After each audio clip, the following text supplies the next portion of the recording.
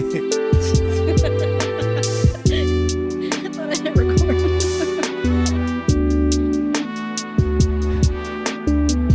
is that how it started when you saying cut? No. Okay. I don't think it caught me. I can't get you out of my mind. Just give me a minute of your time, baby. Welcome back. Back to the back. Guess who's back? Hey. Back again. Tell a friend. Let me talk these motherfuckers. Guess who's back? We back. Talking about, nigga? I'm sorry. No, you're good. What the fuck I'm talking about? All right, That's you how guys you come back. You guys are tuned in to episode 85. Okay, sorry. 85. I had it right up there. The Lyrical Fix Podcast with your host, Sade. And Kid Pro. And goddamn, man, am I We are impressed. fucking back. Fucking back. The gang is back in full effect. What's up? Yeah, that was nice. When'd you do that? Shit. A couple days ago? I forgot when. Yo, you killed that shit. Thank you. I was thinking about it. I'm like, I couldn't get Saints back to the back. So I was like, okay, I'm going to do something with that. But where am I going to go with it? And I just thought about a bunch of songs. There's more I wanted to. I was like, there's so many. I could do this. I could do that. I wanted to do like this crazy ass like layering shit. I was like, nah, let me not. Because I'm just getting my like creative shit back. It's coming back to you? It's, slowly coming back to me. So, because a bitch had COVID and it knocked literally the wind out of me. Bro, wind, the creative, everything. It drained me. You know what the funniest part about this? That you and me got COVID by not seeing each other. Yeah. Yeah. Because I just figured if one of us caught COVID, it would probably be from the other person. Right. I really thought. You're on vacation and then we didn't have an episode together. You were already in pain and shit. No, yeah. When I got back, then we had an episode. Yeah. And then, what was it? And then the day after the episode, that's when you came in contact. Yes. And then, yeah. It's been crazy ever since. Yeah, I just want to apologize for that Zoom episode that we I didn't know.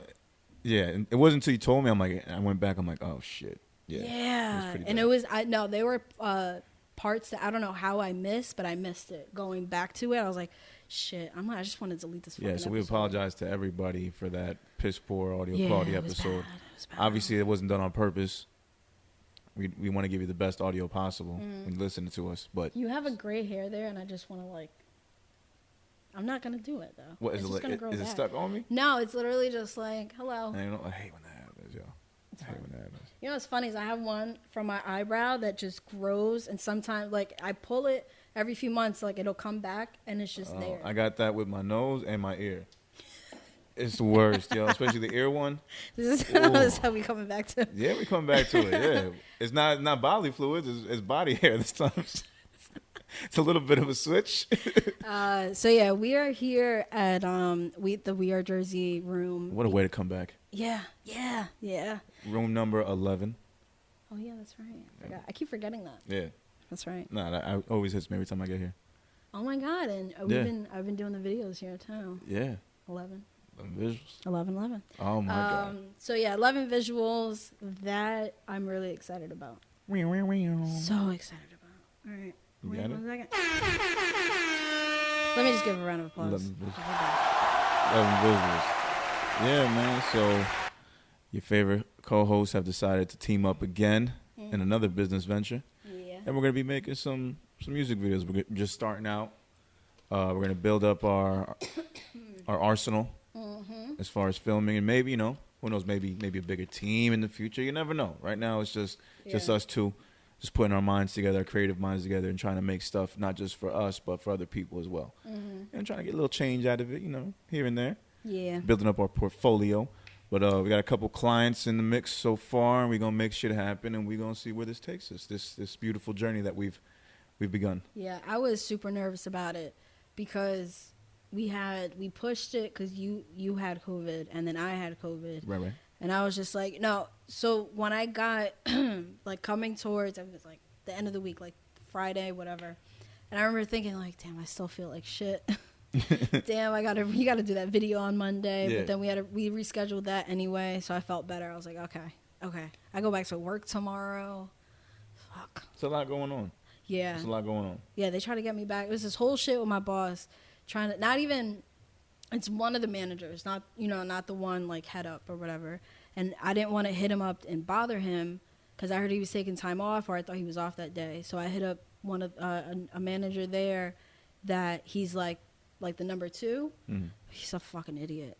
So I hit him up and I'm like, hey, I don't know why I'm scheduled, but I'm not negative, and I'm letting you know right now I still feel like shit.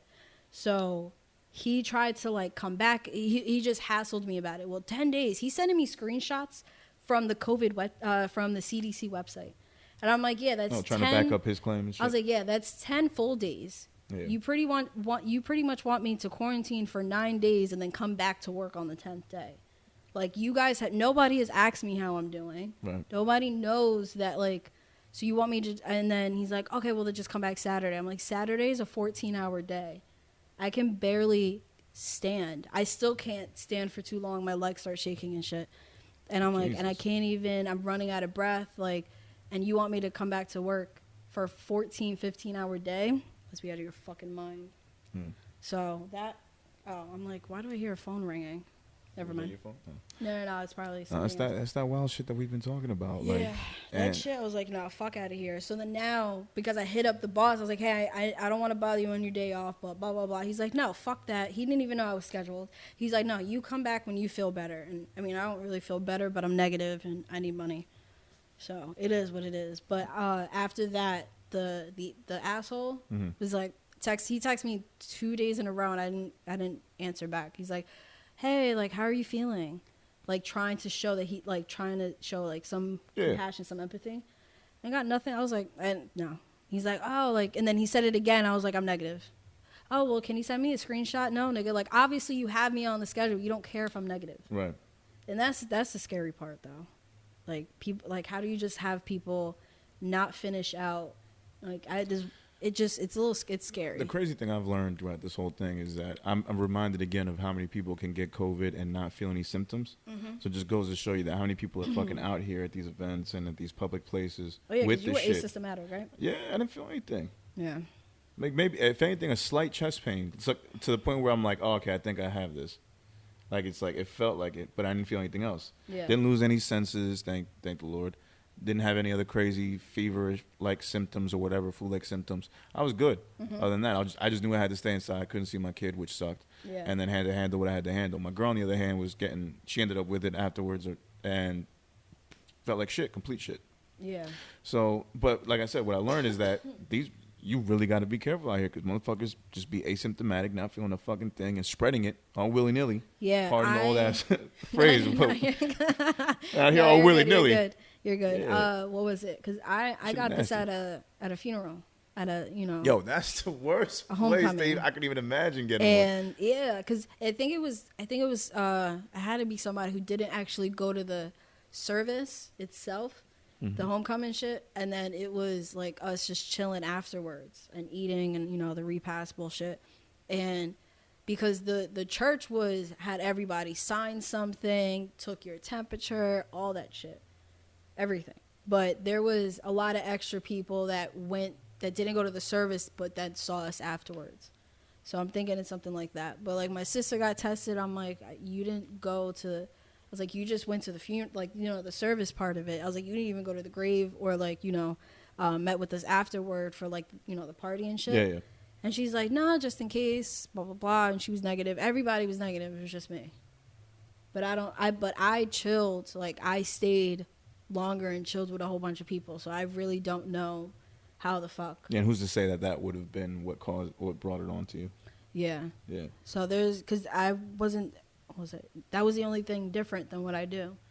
And then Juan would be like, well, you always go to the bar. I'm like, yeah, but I walk around with a fucking mask. The only time I don't have a mask is like, yeah, I'm at my table, but we don't sit with people we don't know. Yeah. So it's weird. I don't know anybody else who caught it besides Juan. Because, he lives with me. That's it. Yeah, that's the scary part, man. You're like, thankfully my kids didn't catch it. Shit, we're going to have to come back here next week. Just realizing. Oh, there you go. I hit him up. Anyway. But anything you want to get into Because we got a few things. Yeah, man. Oh, man. If anybody listening to this right now, I just got to say, and I've never been this type of person. I've always just, and I don't have a reason for it, but I've always just stayed quiet with these issues. Hashtag SOS Colombia. Oh, yeah. Yo, I seen a flag driving over here. Yo, the shit going down right now in Colombia is ridiculous. It's pretty much just tax reform that people want to protest for. Yeah. But the taxes that are being raised are ridiculous. Everything on gas to food to everything in between that people in Colombia need desperately. I mean, it's already tough enough for them as it is, and to put this crazy ass tax on them is even more ridiculous. The president's not helping. No, and then I read all. more stuff that the my hometown Cali, the mayor of that city, and I think the governor has been removed by the president and has been replaced with a general in the military, and they're going off. They're actually killing people in the streets.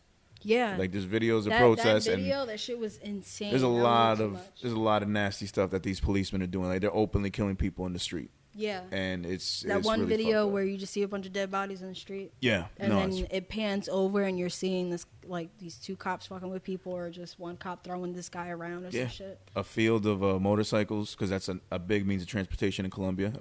Like a field of motorcycles just burnt down to a crisp. Yeah. People walking through them and shit. Like, it's really nasty, the shit that's going on right now. And don't know if it's going to change. I really don't know much. I know I got tons of family over there. My mom was actually supposed to fly over there a couple days ago, and now she's stuck in her layover city for a couple days or who knows how much longer. And I'm worried about her. Yeah. So that's been going through my mind all day this week, just knowing that that's what was going on. Because she told me, and we knew, like, as of last week what was going on. And I'm like, all right, Mom, well, look, just get right to the airport, get picked up, go right to your fucking place, stay away from everybody.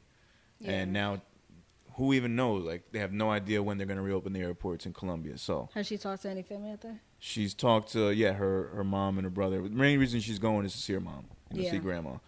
So that's really it. She has no other reason to be there. And we're just waiting to hear what's up. But she got together with some other women that were on that plane, and they're all just hanging together. They've been sharing a SIM card, and they've been calling everybody, so she's okay for the most part.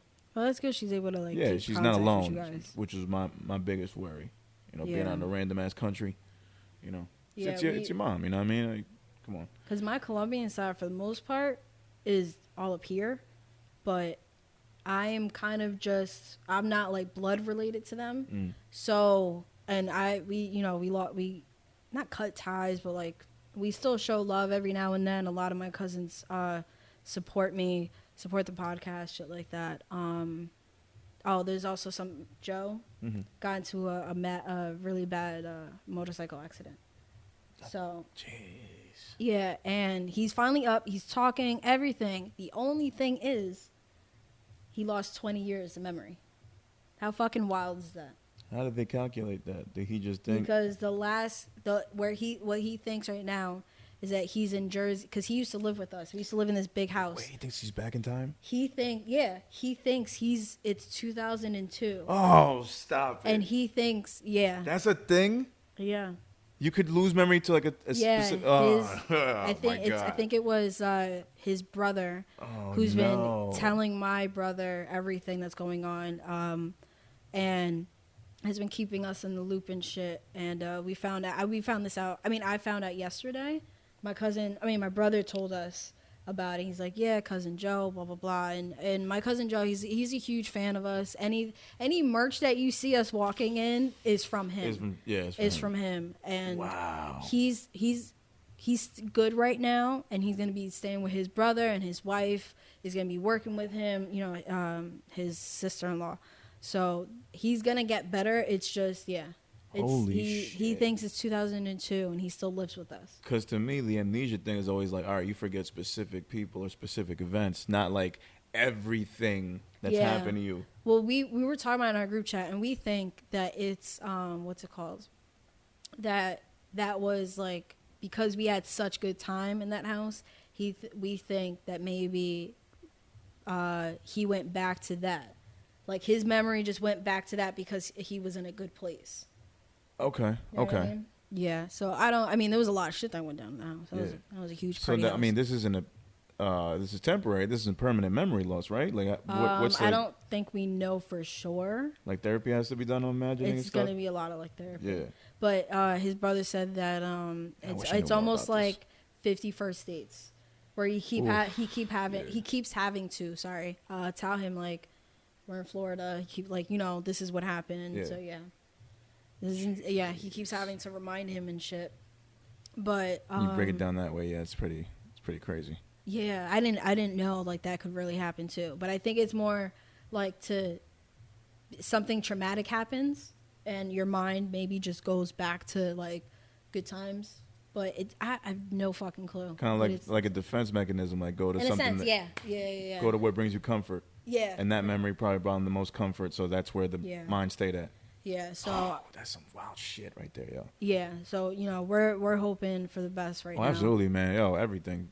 Good vibes. So much shit, and Prayers. it's like, damn. So as he's alive, my family, we've been losing family members left and right. He's alive, so we're just like, that's okay, a blessing right there. You're talking, you're doing okay, so you're good for right now. Holy shit, dude. Yeah. God. But damn, I know man. it's gonna trip him out because my sister's gonna go see him. Yeah. He thinks this is 20 years ago. My sister looks a lot different. So then it's like, I think my mom wants to go see him. I don't know if she's going to go, though. So, wait, hold on. I got to ask again. So he's being told every day when he wakes up that it's not 2002. Is that what's happening? I believe so.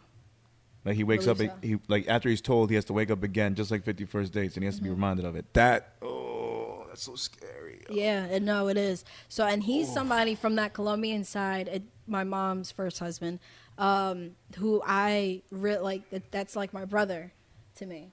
So he's always supported me and shit like that. And I have other cousins from that side that have always supported me. Spanish people, we all cousins. Yeah. And it does kind of like when you had sent me that shit, I did want to reach out, but I feel like most of our family is here. So anybody, pretty much, I know I have one cousin who, I mean, this might sound familiar, whose father just went back, to Colombia and just never came back. So I know he's probably just like, I don't give a fuck. Yeah, no. But besides that, I think everybody else is over here. Yeah. Yeah, no, it's an ugly situation to say the least. Like, and I don't know. I just. My voice. Not sorry. But I mean, people are protesting and people being killed. I think, the first day they said 7 people were killed, few were injured, and 1 girl was raped. Like when you hear rape, like I can understand protesting there being killings. From either the police dying or the protesters dying. I can see that happening. We've heard that many times. But an actual rape, a woman was raped. Because there's chaos, so somebody sees an opportunity. That is so fucking crazy. That's fucking crazy, though. I mean, but it's Colombia. I mean, it's... Oh, shit, I just realized we were just talking about him. You see the name by the mirror? Sorry. I just peeped. Oh, yes. Anyway, my bad. We're in a room full of names. I see a bunch of people. I'm trying not to look at the walls so I don't get distracted. I was looking at it before when we were talking. I was like, you can't not look at the wall. And then you got, first of all, you got all these great-ass names here. You got the great dope-ass artwork. Then you got the pictures here. Uh-huh. Beautiful people. Like, come on. What do you got to lose? This is everywhere you turn. I know. This is awesome right here. It's distracting as shit. No, I like it. I like it. Yeah. Because it makes all the sense in the world. This is just art when you walk in. Mm-hmm. So I fucking love it, man. Love it. But yeah, SOS Colombia. SOS Colombia, absolutely the hashtag. Check it out if you don't know. Just get informed on it. Even if you're not one of those people that like is big on activism. Like I said, I wasn't. I never was big. But just seeing that and knowing that my family's over there, like really hurt my heart. Mm-hmm. And I just couldn't really focus on everything. And then it's like 10 times worse when you know your own mother is going over there. Yeah. So that in itself is just like that's scary to a motherfucker. You know what I mean? Like, and thank God she's not even in the country yet. But hopefully, when she gets over there, it gets safe passes. Because from the airport to where she's gonna be staying, it's a 2-hour drive. Oh. That shit in itself is a pain in the ass. You've been flying for 8 hours all day. You gotta do a layover and shit. Then you gotta take a 2-hour drive. She should just come back. That's what I'm hoping for. But like I said, the main reason is her mother. My grandma. She wants to see her. Got to see her. She didn't get to see her last year because she goes every year because of COVID. So, and you never know. I hate to say it, but you never know how many more years or how many more times you're gonna get to see her. Yeah. Like I got to see her maybe 3 years ago because it was her 90th. All the cousins, everybody came together for her 90th. Mm-hmm. And for a lot of those cousins and family members, that might have been the last time that they see her. Yeah. Because we're not just planning a trip to Colombia, especially now in these times. Mm-hmm. We're not planning to go there just whenever we want. Because you guys were planning to go, December, right? Yeah, we wanted to, but who knows now? I mean, I got my passport and everything in order, and that was an ordeal in itself just to get to the 90th birthday party. But yeah, right. no, this is the shit that's going on now. So because of that, my mom feels like she has to go no matter what. And this is just another hurdle in there, Damn. which really sucks. Yeah, SOS to Colombia. Also throw it in. Rest in peace to Black Rob, Shock G, and again DMX. Oh man, yeah, that went on while we. Can you believe that shit? The Black Rob, that shit. I mean, like when what was it? People knew because he did that DMX video, right? That was weird too, because that was like foreshadowing in a real sick sense. That really was. Like, cause he's like, oh damn, like we just heard about X and now this. Look how Rob looked. Cause that was my first thought when I saw him. Like, damn, what happened? Yeah. Did you hear about Shock G though? What I didn't know. I haven't heard anything other than he died. I didn't check into. So there wasn't how or what. What was it? They just said, you know how the media is, because the media went crazy with DMX. Mm-hmm. Well, I mean, DMX is a little, different than Shock G, but so apparently they put it out that he's been, using heavy the past few months or some shit like that or whatever. Okay. But the autopsy report didn't come out yet. So they didn't release cause of death, but then they threw it out there that he's been, I don't know if he like relapsed somehow, but. This is Shock G we're talking about here? Yeah, Shock G. Shock G. You know what? I heard about the Irv Gotti shit. He said some bullshit wild. About X, talking about a bad dose of crack. Yeah, like, that's. I was like, wait, I don't know if stuff. I have it. Yeah, no, talking disrespectful dead like that is ridiculous. Because it was, I think, 50 had posted some shit, or no, I know 50 said something about it, and then even Swizz said some shit. Yeah, I call him goofy, well deserved. Yeah. No, you can't be saying that shit, especially by someone like X who did so much for your brand, for your label. Irv just wants attention so bad. It's a shitty time to do that. Try to get attention when someone's dead. Yo, we were talking about people trying so hard to get attention. Irv is somebody definitely trying so hard to get attention. Yeah, but it's not even needed with Irv. No, it's not. Like especially off of DMX's back like that, in a situation like that where no attention should go to you at all. It should only be about X at that point. No, but the Shock G stuff, I had no idea. I thought it was just natural causes. I had no idea what he was into or anything like that. Yeah. And once somebody dies like that, like unless it was murder, I really don't care to know. Like, I don't want to dig into their medical history or know what's wrong with them. Like they died. Like that doesn't. That's nobody's business. No. Unless it was a murder, unless he was hurt by someone else, then I want to know what the fuck's going on. Yeah, I just didn't like the fact that like how the media did that whole shit with DMX, and then with Shock G, that's even out there too. Like. Why do we have to play? Why do you have to put the information out? Why do we have to play this guessing game? Or like, you know what?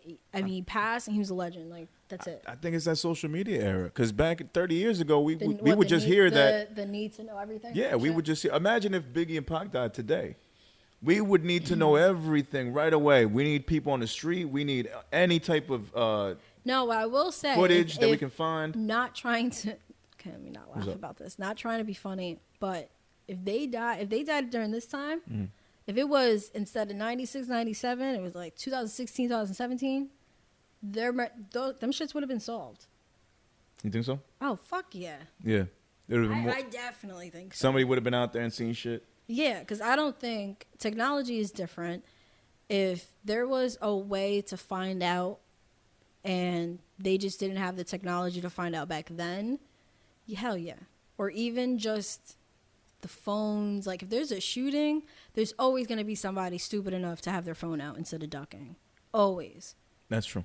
So I just feel like, especially, and even times are different. People are rolling different now. Either it wouldn't have happened or it would have been solved right away. That's a good point too. Yeah, but as far as the mystery thing, that. Now that everything is so much more accessible and we can find out stuff and we expect people to know little tidbits of information, that's what we have to deal with nowadays. I think that people are just clamoring for that. They're craving for that information, which is why everybody wants to know, how did he die? Yeah. Let's make our assumptions now. Even if it wasn't, like, solved, then there would have been pressure to solve it. Yeah. More than, because you're hearing, I mean, not that, people did want to know back then, but now they actually have the technology for those, like the tweets and like all the social media shit. It's expected. That it's like, okay, we're getting a lot of pressure. Back in 96, 97, your only source of news is like what at the end of every hour in MTV News. Jesus, sorry. I don't know if you. It's been a month since I've done that. You're getting used to it. I don't know if you remember, like in MTV back in the day, like around every hour or so, the MTV News guy would pop up, and that would be your source of news, or you'd have to wait till 10 o'clock, 11 o'clock I don't to remember find his out name. shit. Kurt Loder? Yeah, it was the white guy when it had like the green screen shit going on. Yeah, Kurt Loder. Fuck, I'm old. And I forgot about man. So the fact that I know that nigga's name, there was another motherfucker, Gideon Yago. Yeah. He had the emo glasses and shit. All right, so anyways, so yeah, like that's all you knew for news, right? So you would get your news off of that. Unless you knew somebody that was close to the industry and could call you or whatever and you could spread it around. Yeah. That's it. So people weren't really looking for that type of information and tidbits. Like, all right, we'll just find out at some point. And you wouldn't find out till like maybe 6, 7, 8 months down the road. Yo, turns out that he had some stuff in his system. Yeah. Because at that point, it's like, it's documented, it's confirmed by the experts and shit, and then it's put out in magazines or newspaper articles. Nowadays, people expect it up to the minute. Oh, yeah, for sure. Oh, yeah, no, I caught Pac doing coke over there. He died of an overdose. Like, that's what people would want and shit. Yeah, no, it's disgusting. How are we on time? Okay. And also, I forgot to mention this before, we got a new producer of the month, of course. Shout out to Prime. Prime? His IG at Shoot Jeremy. Also, the artist name, Rivera, he was at Check It. Okay, so another person that has a different producer name, different artist name. Got you. All right. Yeah. All right. So his producer name, Prime. Producer Shout name, out Prime. to Prime, our producer for the month. DJ Smalls from last month because we had to skip so many episodes. Well, no, skip 2, but he's gonna come back in June. So Okay. yeah. So I respect that, not putting any type of production or beats at the end of your name, just being the name. People can mistake that for an artist name. If they hear that, they might think it's an Prime. artist, Oh, and not know it's beats. Because nowadays, if you a DJ, you got to put DJ in your shit. If you True. beat maker, you got to put beats in your name. Yeah, shit like that's one. When they just go by like When they go by that, like you- Indeed. Yeah, you expect Indeed to Epidemic. just be an artist. Exactly. Yeah. No, I respect that. That's what's saying. I feel you. Yeah. All right, what do you want to get into first? Oh man, shit. There was so much that fucking happened. First of all, Lots. back episode 85, Ocho Cinco. And I thought we had spoken about this before, but we didn't. But man, round of applause for the verdict that shook the world. That motherfucker. I thought you were gonna say. I was like, oh wait. I was like, that's a long ass applause. No, that motherfucker Chauvin got what was coming to him. 3 counts. Almost a year. I'm gonna read the notes you have here because I know you have your stuff. But almost a year after George Floyd's death, Derek Chauvin found guilty on all 3 charges in one of the most consequential trials of the Black Lives Matter era. So it was 2nd-degree unintentional murder, which means that Chauvin assisted Floyd with his knee, caused death with his knee, which unintentionally caused his death. That gave him up to 40 years. There was No. He's not sentenced yet. So that's yeah, but he was charged, right? Yeah. He got. Convicted. He got charged. So the verdict is out. He got charged on these 3, but his sentencing is on June 25th. Gotcha. Okay. So it's saying they put I put it there because that's up. He can get up to 40 years for just that one charge. Gotcha. Okay. So 2nd-degree unintentional murder, 3rd-degree murder, which says Chauvin acted with a quote depraved mind. That's up to 25 years, and then 2nd-degree manslaughter, which is culpable negligence, which caused Floyd's death. That's up to 4 years. Yeah, and that I wrote the fuck because just the fuck. fuck? How did anything with manslaughter, right? Yeah. How are we just adding 4 years? That shit just That's some extra shit. It's like, what the fuck is that? I But how are don't- you oh, just... It threw me off for a second. But how are you just adding... I mean, how are you just giving 4 years? I don't mind giving that dude an extra 4 years on some technicality shit. No, but what if that was the only, like, Or what if that was the second-degree- only charge? And he just got... Yeah. I can't see. No, that would have caused a worldwide riot if he'd have just gotten that. Like, there are people getting locked up over just possession and have a lot less. I mean, a lot more than 4 years. No. It's the funny And thing that's is, possession. I heard that he's asking for a retrial, and his he is? he's asking for a retrial, and his reasoning was he felt that the media, the way that he was portrayed in the media prior to the case happening was unfair, so he feels he should have another shot. And people were saying, well, you know what? Maybe George Floyd would have had another shot if he didn't have his knee on his neck. Yeah, fuck out of here. Like, no. yeah, it's ridiculous. That's probably why I didn't hear about it. I don't think this because changes it's not anything. happening. I don't think a retrial is going to change anything. No, I think the different there's jury. I mean, More than enough sorry. substantial evidence to prove that. Yeah, and This is I his find fault. it funny he wants a retrial. He plead the 5th.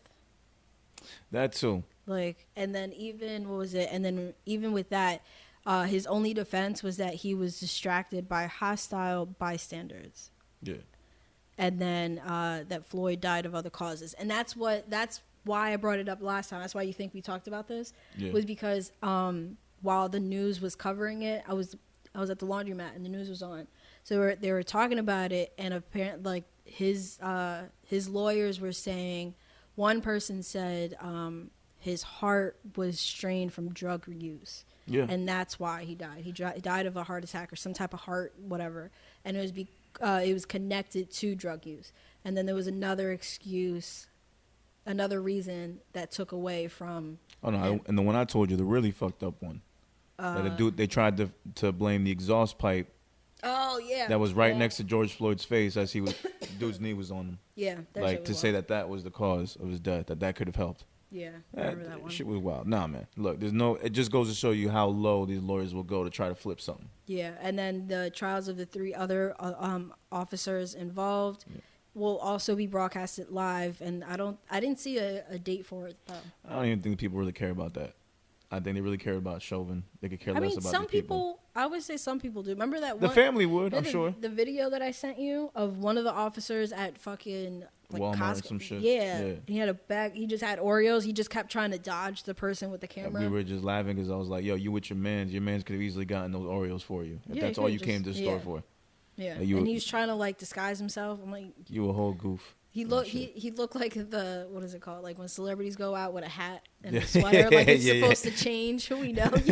Like, That's no. never worked in the Like, history of yeah, anything. you're not like the person that was kneeling on him, but you were, damn it, this fucking necklace. But you were connected, so fuck out of here. Which also goes to show you, like, even with masks, like, as long as you remember what a person's eyes look like, you can spot them in the crowd. Mm-hmm. I never really realized that until all this COVID shit. Yeah, I've had people. I mean, yeah, people do look different, like with the mask. But I've had people recognize me with the mask. Yeah, right. It's not. I mean, it's really. It's not that different. I don't think it's that No, different. but you would think, that's like 2/3 of your face are covered. True. Yeah. No, it's wild. It's wild shit. But yeah, no, justice has been served. Obviously not 100% because no one wants to see the man die and everything like that. But Chauvin got what was coming to him. Yeah. Probably should have a lot worse. What the fuck was that? What is that? Bitch, nigga. Oh, Jesus Christ. I got a few new ones. Let me see. Oh wait, it's not You letting me wild play for that now. one. You wild for that. You wild for that. All right. All right, we gonna move on. We're gonna move on. All right, so on a little bit of a lighter news because we like to get into different topics, as we said before. Mm-hmm. We did binge on a couple of things while COVID had us sitting out. Yep. One of the main things was you caught up with Falcon and Winter Soldier. Yes. So talk about it. What's up? That shit was bomb as fuck. Right? Yes. It was. Sucks not being able to talk to you for the first 6 weeks. I know. Because you don't want to fucking watch it was funny because I was reacting to you, and then I realized, I'm like, why am I reacting? Because what was it, when I tweeted it, and then I had text you. Yeah. Like, is this up-looking motherfucker really supposed to replace Steve? Like, fuck out of here. Yeah, Walker. Yeah. Walker was such a dweeb. Like, it's something about him, and I get it. Like, that person is a real person, and like, a character in comics and shit. Yeah.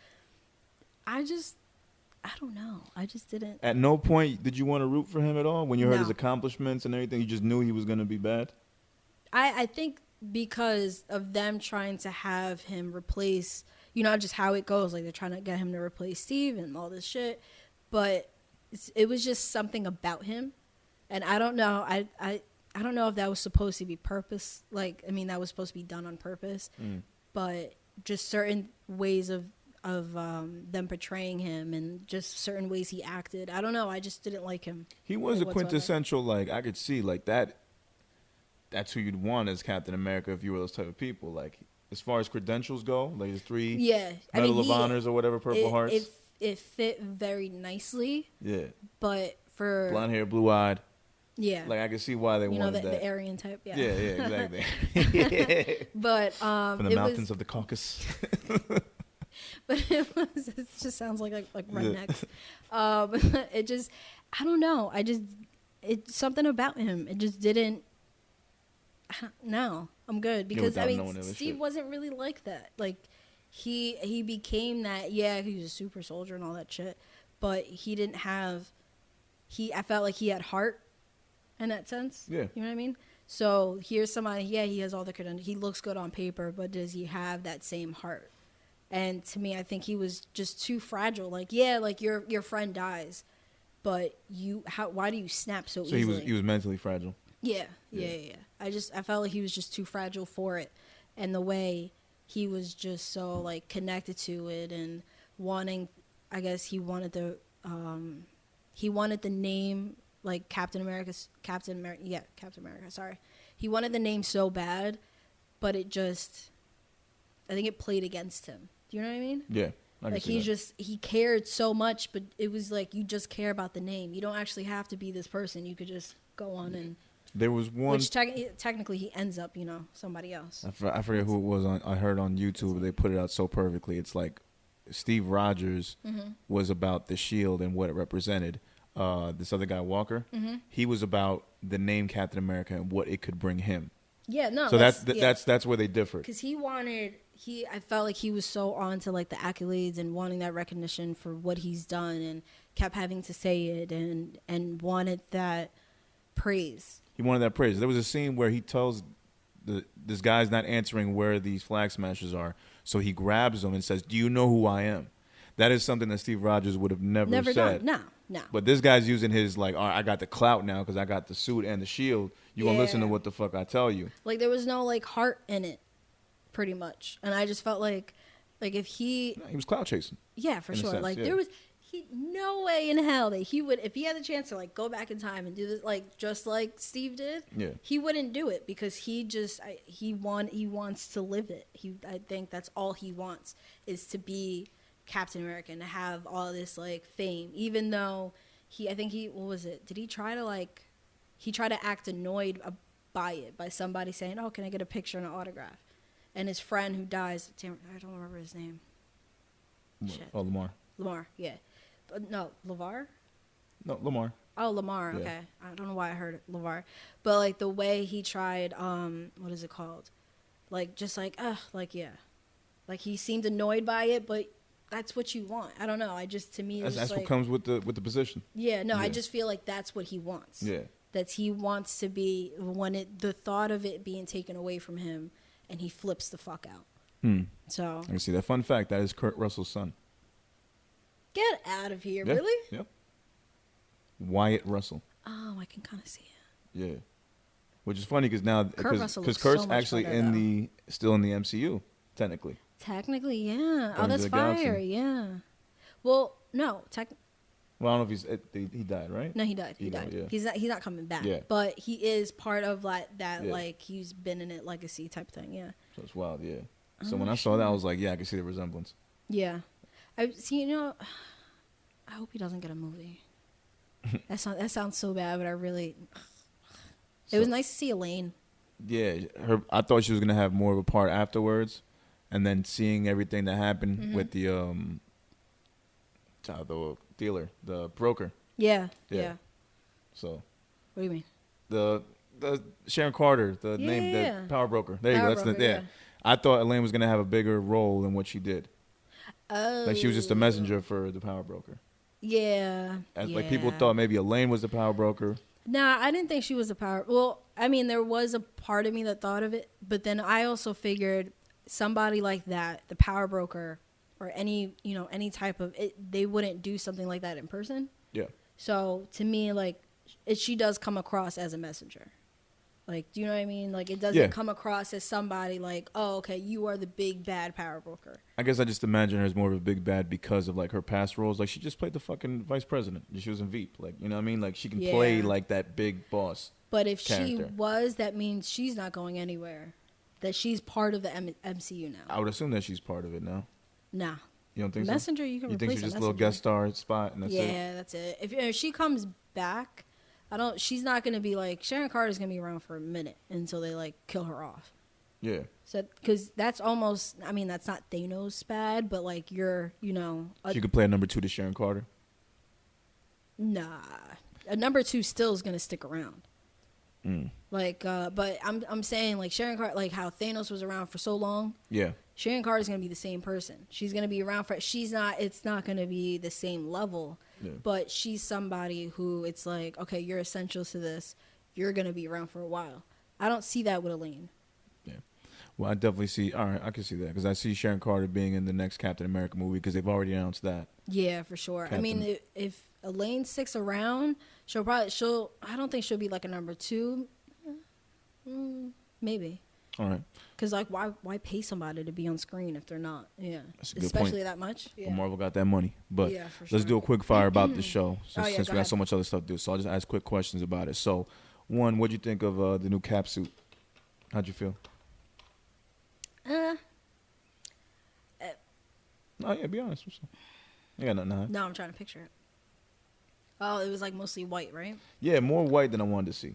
Yeah, it was okay. Yeah, that's what threw me off about it because I'm like, all I remember it being white, and that's Yeah. all I can remember right now. I wasn't really feeling it. I was whatever. I just felt like it could have been more. They didn't, or just you don't even have to change it. Like I don't know. I liked his last shit before. Like everything like that. Okay, how'd you feel about the? I mean, I get why they had to change it because it's like, all right, he's no longer Falcon now.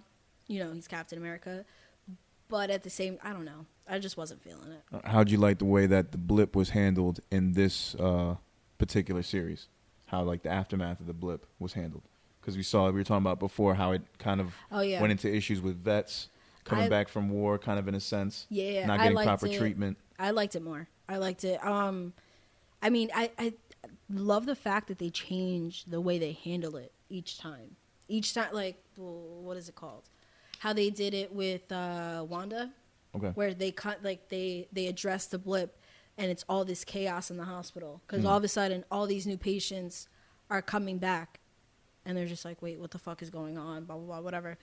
I like the fact that but the thing is with Wanda, they literally just left it there and that was it. But here you have them. It's almost like, what is it called?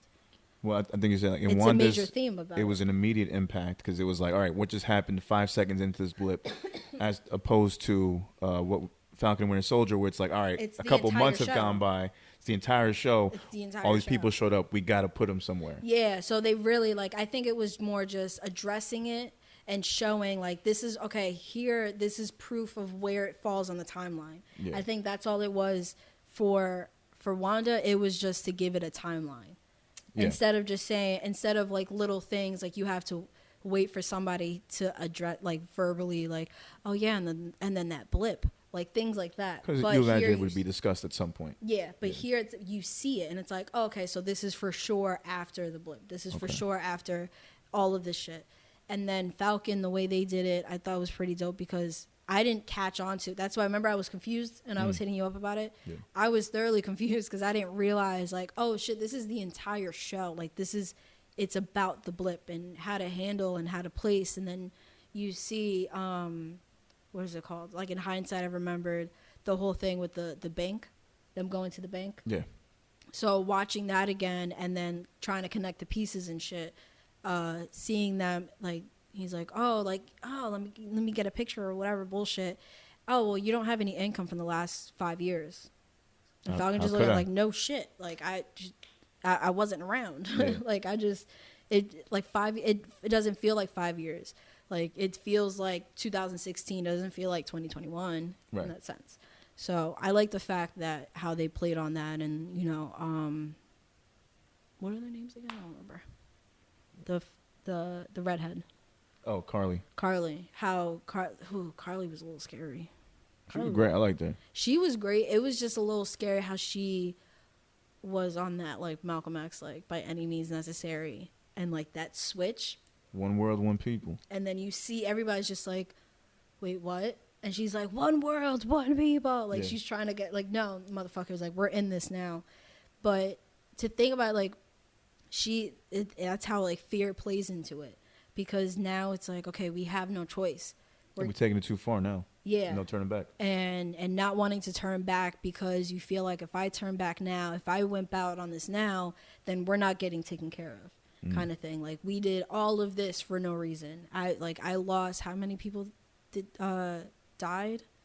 Like I think it was like 2 of the other like super soldiers that got the serum and Oh shit. yeah, and that one woman that cared for her in the orphanage. Well, yeah. But Oh. like in the like we just in that whole mission, because the woman that took care of them, I mean, kind of part of the mission, but kind of not. She just took care of them. Yeah, and the dude that Cap killed. as Yeah, well. there was him. I feel like there was another one.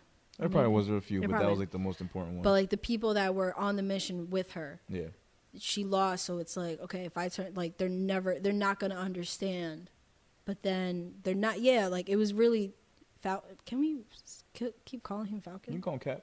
Cap. Yeah. It's just weird. It's weird. I mean, I'm not saying I don't like it. Yeah. It's just weird. But seeing that and just like, okay, he had to be the one. Like, listen, this is why, and he understood because he had that whole moment in the bank. Yeah. And then coming back to his sister wanting to do all this other shit, and he's like, well, what do you mean? Because he wasn't around to, do all that shit and like actually witness like, okay, business is bad. No, we have no money, and him can't even get a fucking loan, and he's like one of the biggest people in the country. Good point. So That was a nice theme that was introduced. All right, keeping that quick fire going. How'd you feel about Dora Milaje showing up? Dora Milaje showing up. How'd you feel about that? who? Black Panther's bodyguards. Oh shit, that's right. I forgot they were in there. I thought that We shit never was, talked about it at all. That's why I was like, I'm yeah, gonna bring no, it up we to you. didn't. Yeah, I forgot about that part. I Yeah, kicked that. That was one of my favorite parts of the series. oh, that shit was fucking fire. That shit was fire. And the way she catches what is it called? With her spear or shield, what? She catches the shield or some shit. Mm. And Walker was just like, oh my god, like shook up. Oh, they whooped his ass, yo. What whooped his fucking ass? But the way he was so shook up, and I'm just like, yeah, this can't be Cap. Like the fuck, like you're getting, Yeah. like I get it. Yeah, there's some scary bitches. They are. Yeah. Whoop your fucking ass. But at the same time, like, how do you just get so, like, that's gonna throw you off? Like, this is what you got to do. This is like what happens if you had to face like Thanos. And you could tell when they found out and they saw that he was Cap, like they looked him up like, you're not no Cap. No, You're not Captain America. No. Like we've seen Captain America. No. We And yeah. then, what's his name? At the end, when Bucky just hands over homie. Forgot his name. Wait, plug your hands over. What? Damn, what the fuck is his name? At the end of it. Your hands on me. What? The German. Oh, Zemo. Zemo, there you go. I'm Yeah. like, I know it starts by Z. When they, like, he just, here you go. Because that's what he, Oh yeah, when they hand him over, they're gonna take homeboy to the Zemo to the raft. mm-hmm. Which that's gonna, if you follow the comic books, I had to look up stuff. That begins a whole nother thing. That's a whole nother mess. Kind of like a Marvel version of Suicide Squad. Oh, yeah, that's right. Comes from that. Yeah. The Thunderbolts. Which I feel like that'll, oh, yeah. I heard about, yeah. I feel like that'll come back. For sure. There's no way they're just going to. It's like an Easter egg, but that's Marvel. They always do shit in certain ways, and they'll either revisit it or they won't. That's how they've They been. leave a lot of, like, Easter eggs, A lot but of shit like open-ended. a lot of like doorways that they can go. Like, okay, we can take this route, we can open this door and do this and blah blah blah, whatever. So I really like that shit. Yeah. So all in all, how'd you feel about the series? It That was was 6 fine. episodes. It was the shortest one we've seen so far. I was sad. It was 6. Yeah. When I was on like episode 4, I was like, wait, what the fuck just happened? I was like, how did I just get to episode 4? I ain't gonna lie to you. That could have been like Captain America 3.5 for me. Like in the sense, like that's a 2.5 hour movie. Like, Yeah. I could have been fine with going to the theater and seeing that. Oh yeah, for sure. Like I would have been like that was full of epic stuff. Like Well, even how from the long was first, each episode? About 40 minutes. I'm lying. Yeah, about 45 minutes. I mean, they can cut down a lot. I like it as a series. I really am. I fuck with the series that like because of the whole The COVID format, shit. yeah. I like the format of how they did Wanda and then A this. lot of action too. Then you got Loki coming up, which they pushed. They pushed that one and Black Widow another because I originally Loki was supposed to happen May, like right after, but then I guess they put Black Widow. But then somebody just said Black Widow's not coming out until June. They pushed it again. Because Marvel just put out a video yesterday highlighting all the stuff coming out, all their next projects. Mm-hmm. So I think, yeah, Black Widow got pushed again, possibly. Don't know why, but just to keep in line with everything. But they got till the end of 2023. They already got it set up, and that the last movie in 2023 is going to be the Fantastic Four. Damn. So they still haven't given any info on that, but it's going to be the Loki shit, Black Widow, Let me see if I got it. the Eternals, Yeah. Well, the one that I have is out Thor, of date. Guardians of the Galaxy Volume 3. I don't even know. Just man, No, you're good. Go ahead. Marvel's got shit lined up for the next couple of years, man. Nah. Oh, the Marvels, which is I think right now is going to be Captain Marvel, homegirl from WandaVision, Monica, and Miss Marvel. Miss Marvel's the kid. Yeah, the kid, The right? kid. Whose kid is that? Where's that little girl come from? I don't think she comes from anywhere. Kamala Khan, there you go. But she comes from. I don't think she comes from anyone in no. particular. I think she's just her own. Yeah, she's her Oh, own she's just. person. Oh, Yeah. okay. I'm like, I don't know why. Oh, I think there's a theory about. I don't know why I thought I connected it. I mixed up two storylines. It's a theory of what they're gonna do with Iron Man's daughter. That's why. Okay, gotcha. Yeah, but that wouldn't happen. I mean, They can take that so many ways too. nah. And then the Hawkeye series, like I completely forgot about that. Yeah, that one. I don't think it's this year. I think it's next year. I'm I not, can or see it could that. be. It could be this year. I'm not entirely sure about the dates after June, July. I can see that. But that one I think is gonna be dope. But that shit was dope. I like the series. Can't wait for the next one. Marvel's still winning out here. DC got a lot of catching up to do. Yeah. All right, moving on. So, aside from that, there was another big movie that came out on HBO Max. Had the whole world talking. I wanted to get Sade's thoughts on this. Mortal Kombat. Yeah, made noise, so I'm going to take it from there. I'm going to read your notes. I'm going to read your notes. It's the first time I see them, and I'm going to read them, and I'll see if I agree. Like, All okay, right? go So let's just start with ahead. No story. no story. Some characters not living up to their reputation. Okay, right there. Let's stop right there. No story, I get it. Actually, no, there was a story. No, there. Or was it a Okay, shitty no, story? it was a shitty story. So yeah, Okay. I'll correct myself. It wasn't that there was no story, and I'm not looking for like this amazing story. Do you want to get spoilers out or not? Just. Nah, fuck it. All right, well, fuck. It's up to you. How long? It's been a couple weeks. I think everybody's seen it right now. I'll put time marks. It's fine. All right. Spoiler alert. I mean, whatever. It's not that big of a deal. But to me, it was just lacking on the story. Like it just felt like it was all over the place. Like I didn't know at first. Like, okay, am I paying attention to this? Like, am I paying attention to Cole and like this whole family situation? Or I mean, it just to me they could have just done a little bit more with the story.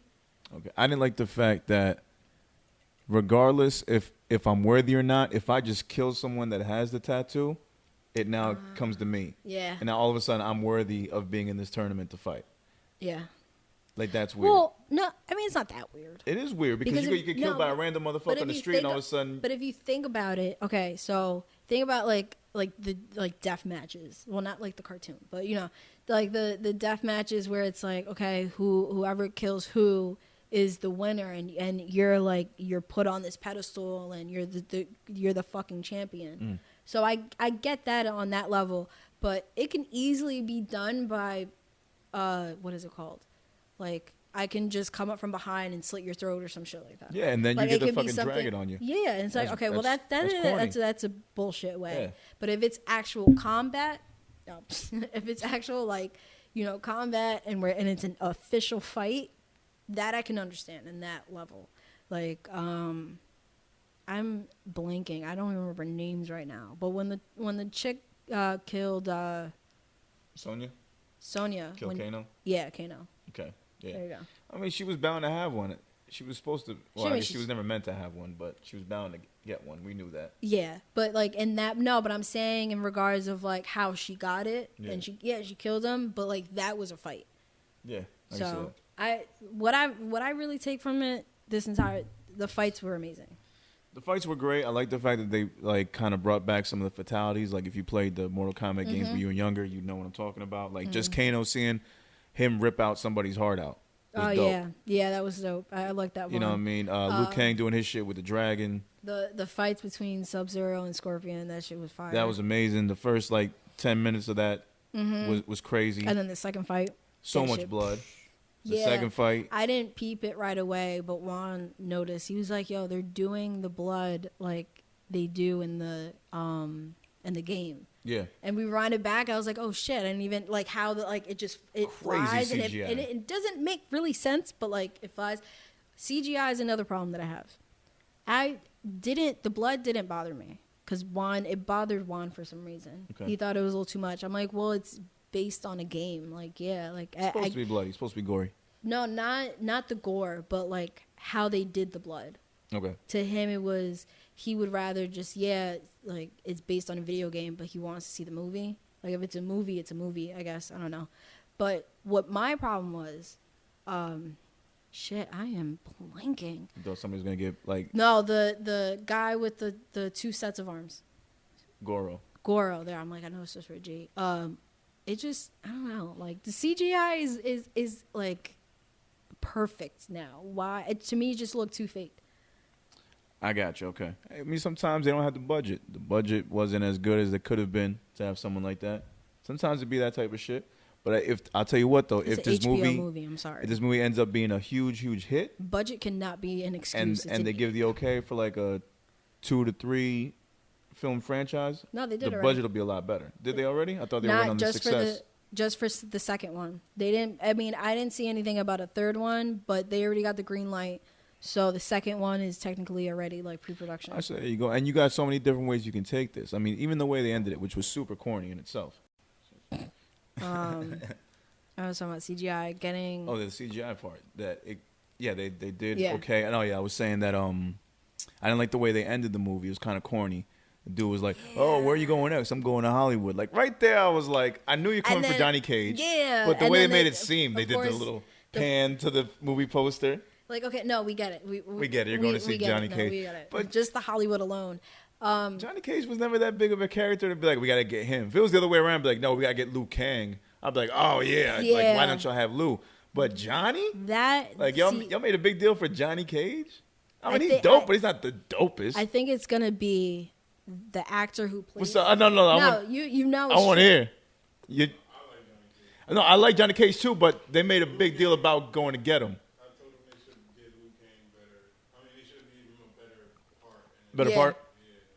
Yeah, like, they made Liu Kang look kind of soft. He died like 4 days ago. So they're trying like That too, if you even follow, if you follow the Yeah, that's true.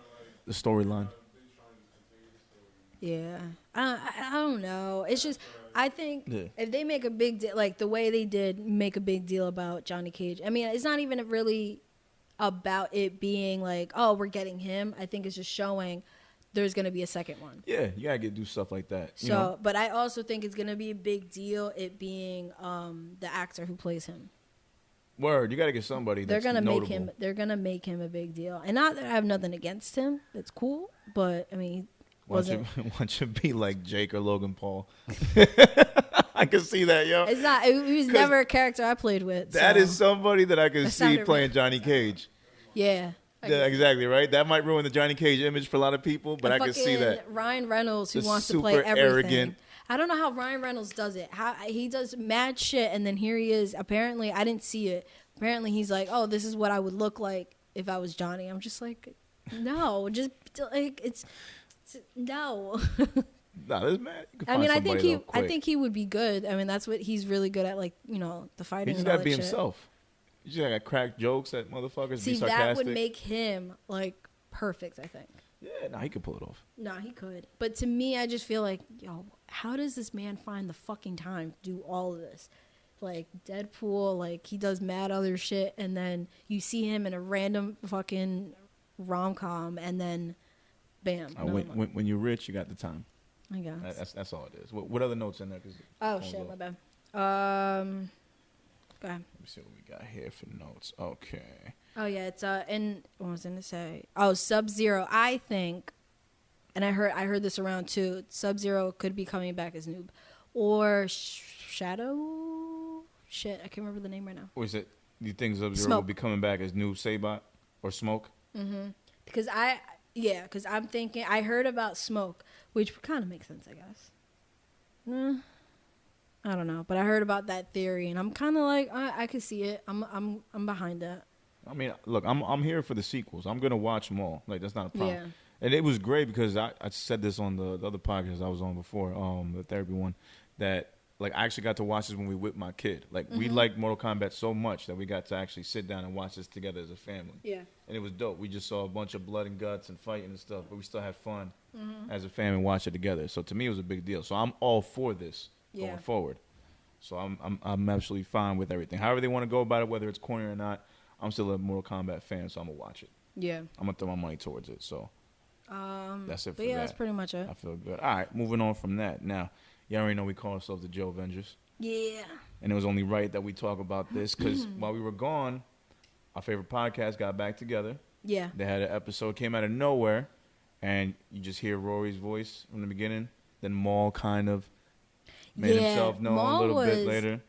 Maul, for that most of that episode, I could tell he Maul was was very still a little, guarded. he was very salty. Yeah. Not even salty, but like, because I know we say like, oh, you're salty in a bad way, but like he was very like his guard was up. He His was guard was very up. just he was. I don't. And think, it remains up. Like right now, they're having a week off. Right now, they're taking a week off. So there's 2 episodes they're missing, plus whatever Patreon shit.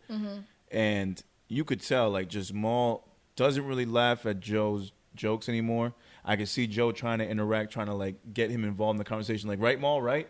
And Maul really won't say anything. Like, I'm peeping that. Even though I can't see it, I'm not watching the video version, but just listening to the audio, you can tell that Maul is still not really fucking I feel like the with him. video. I've only heard the one episode because did they drop a new episode or no? After They that dropped the one. episode for yesterday. Yeah, I mean Saturday. Okay. episode. Yeah. Oh yeah. There is another episode. There's nothing yeah. this week. I just feel like Rory didn't. I feel like he understood and was cool, and that was it. I think the main issue was definitely between Joe and Maul. It was more of a respect thing because Joe and Maul have lived together. They're around the same age. Yeah. So I could see why it would become a respect thing because that's what Maul Especially was being told. stating. It's a respect thing for me. Yeah, because he the whole time, and then being told, like, oh, don't worry about it, or it's not your business. Yeah, it's not your business. How and can it's you like, tell someone that? Yeah. where it's the three of us. How are you gonna tell me it's not my business? Just based off that, like, yeah, it's a group decision. Like, let's say if we got 2 other members of the pod, it's very weird that it's not going to be a group decision if you decide to tell one of them to not come and not relay it to us and Yeah. ask our opinion on it, and then for Yeah. you to come back and say to double down on that disrespect and say, well, what business is it of yours? Yeah. That shit is wild, and like the way that Joe tried to flip that on the pod, just to me made no sense whatsoever. No, it didn't. It did not whatsoever. And that shit was rough. And I didn't like, the way understand he it. was like condescending for the entire episode. Like, don't even try to explain that shit, bro. You told Yeah. the motherfucker, what business is it of yours? Like, are you serious? Just because Or- your name's on the pod doesn't mean that these guys aren't as important. Yeah, or even when they definitely are. I mean, yeah, Maul hasn't, even though like they try to act like it, Maul hasn't been around since the beginning. Rory has. Rory missed the first like fucking no more than 10 episodes. But like he's actually been on it from the beginning. Right. And it just, I don't know. To me, it was very like, what was it? Parks. Sorry, I don't know why I'm blinking today. Parks was giving his side of it or whatever, and then saying the way I see it, there's people here who live off of this. That was the best point made. Out of Oh the yeah, whole, no, for sure. Whole argument. Because Maul was saying that he felt some type of way that the podcast kept going. Yes. He was like, I wouldn't have done blah blah blah whatever. Right. And Parks, that was his point, and they understood it. And then Joe chimes in, and he's like, well, that's pretty much what I don't understand is why you guys felt some type of way about us keeping the pod going. And then Rory's like, I didn't say. Rory agreed. Rory was like, I didn't have a problem you guys doing the podcast. Yeah. I had no problem with it whatsoever because he understood that whole thing that Parks was talking about. Yeah, Joe should have just left it at Park's point, and that would have been fine. It was just the extra shit, and then having to keep going, and then Maul. There's definitely, I don't know if Maul's gonna stick around because he loves it. He said it. I don't see Maul sticking around. I don't see Maul because the whole thing with Joe, like, to me, and I'm not saying that Maul is sensitive because it's not something to be like, it's not a sensitive thing. I mean, it is, but this is very like, this has been your road dog for years, and that's what you're gonna say to him. Yeah, it's just and then people will be like, yo, you can't be surprised at any of this shit. Like, Joe has been saying in his music and everything that he's just, like, crazy. Like, this is the type of guy he is. Like, this is just par for the course for Joe. Yeah, because even, what was So it? you when can't be surprised at this like, shit at when all. he let go of Marissa, that shit didn't make sense. And I wasn't even there. I don't even think I listened to that, even know the full story behind that. Only parts I know are from you when you've explained it to me. So it's like... It was the whole thing. He felt some type of way because she was close to Peter. Oh, well, that But because they mind work you- together at the same station. Yeah, they literally are together every day. Yeah. And I guess what was it? When he didn't want anything to do with Rosenberg, Marissa I think tried to like be a peacemaker in the sense because she's around both of them all the time. Right. And they were all good, I guess, good friends or whatever. But he downplayed it and then was just like, no, he's not doing what he's supposed to do. They talked about that on the on like almost every episode, how he either wouldn't show up or would promise guests but not deliver. My thing is, why are you waiting on somebody to? And eventually that did hit Joe. Like, I can just do this on my own. Why am I depending on somebody? But to be so upset about that, and then to feel like, oh, you're just taking his side, that's it, and texting her, all right, you're fired. When you put it that way, yeah, it's a little bit unfair. Yeah, and it was treating her very like that. just, yeah. I mean, I almost feel like it was an excuse because, yeah, Marissa wasn't that involved. Like, any music talk, I mean, she was kind of involved with the music talk, but, like, with the list, they would do these brackets and shit. Mm-hmm. She really wouldn't, chime in. She always had, like, something stupid to say. Like, if this was an excuse, okay, then own up to it and say, like, no, you just don't fit. Yeah. Because if that's what it is then it's creative differences, and then that could be it. But to say, oh, whatever, like, it's not the first time. Yeah. Pretty much. Like, to connect back to Mal and Rory. Like, I understand the whole Rory thing, but he really didn't have to do that to Mal. No, He it was didn't. unnecessary. It didn't really have to happen. And I don't know. I mean, I knew they had to have the conversation on air just for the fans, but a lot of stuff probably could have been handled. The fucking lot hate this better. word. The closure episode. Yeah, it was needed. And now that I've heard the episodes, Rory like seems back to where he was Normal? at. Yeah. Seems back to normal. He's talking his shit. It's funny. Mm-hmm. He's been on point. But Maul, you can just tell, is still kind of reserved. He's laughing a little bit, but he's not going as hard. Unless it's like a Yeah. topic that he's really passionate about, like it's like Yeah, I Snowfall or the noticed Knicks. that. Yeah, I definitely noticed that. Like, Yeah. he would talk every now and then, be like, oh shit, Mal is still there. And then he just get quiet again. And he's definitely, he's butthurt. Yeah, about when this Joe whole shit. goes on his tangents and starts talking about like stuff with relationships or girls, something that Maul would normally laugh at, He's not doing it. he's not doing as much. So it Nah. kind of kills that vibe because people enjoyed that vibe whenever they got their little things too. Mm-hmm. So that's not happening anymore now because of how Maul feels. Because the way he sees it is, oh, now I gotta watch you. And he literally said it too. He was, I feel like the remark about him having to watch people who acted a certain way when he wasn't on the podcast, right? Yeah. I feel like he was also talking about Joe. Possibly, which is even weirder. Yeah. You know, when that, especially when they're in the same room. Yeah, just a little, not like talking about Joe, but it still relates to the whole like, well, now I see how you just acted. Now I gotta watch my back with you. Yeah. Now I know I can't fuck with you. Which always makes for uncomfortable situations, Oh, which always yeah, fucks up for the sure. chemistry. Yeah, that's not good. Yeah, I don't see, as much as I love Maul, I don't really see him sticking around. Well, I think it's going to take a lot of humbling from Joe's part. Really. I mean, he just has to admit that he's Yeah. wrong on a lot of this shit, which seems Yeah. to be an issue for him. Yeah, because I understand, like, yeah, the Rory thing, that he did not handle right, but I do get it. And, like, them going to therapy and all that shit together and, like, trying to fix that shit That was out. good. That's cool. That's great. I'm glad that they were doing that as friends. You don't hear too much about that, about actual friends going to therapy Yeah. for each other. You know? So, I mean, hopefully it'll work out. I mean, what the fuck do we know at the end of the day? We're just fans of the show. Mm-hmm. You know what I mean? We don't really know what's going on, behind closed doors, but hopefully they'll work it out because it's been a great podcast. Yeah. Yeah. My only thing is, like, are there, in certain cases, are there the friendships that, like, are worth saving? Oh, yeah, I see it here. Yeah, okay. Yeah. Are there friendships worth saving? Like, we talked about this before. Like, it depends on where the friendship was made and in what capacity it was made. Like, if this was like a natural homegrown friendship, like we knew each other from school and we grew up together, that could be worth saving. Yeah. Let's say if it's something that's like, oh, we just met at a random show or something like that. Maybe like if you're out in the industry, a lot of friendships aren't worth saving there in the industry because they weren't built on anything real. There's no solid foundation there. True. So in that sense, depending on how much I connected with the person, that will depend on how much I feel it's worth saving or not. See, and my thing is, and not saying that Rory and Joe are industry friendships, but they kind of are. Yeah, they met in the industry. So, but then you have Maul, who I don't know how they met, but like they literally like they They spent lived together. decades They spent decades like, together. Yeah, that one I So wouldn't. I don't see Joe trying, like, you can see, like, him trying to, save it with Rory. But the way he was talking all condescending and shit to Maul, and even, like, negating it, like, pretty much brushing off, like, well, what do you mean? Like, how is it your business, though? Kind of thing. It just, to me, it's like, it was, I don't know. So, my other question was, is it like a man thing? Like, do men have this issue of not communicating and solving the issues? Absolutely. Yeah. Yeah, men. I mean, it was like it's a dumb question. Well, I mean, no, because it goes back and forth. Well, more men and women both do that shit. Yeah. But women are more, and I hate to say it because I don't want to generalize women, but they can be more catty about it. Men can be catty too, but men are more like, they're not as outlandish with it as females can be.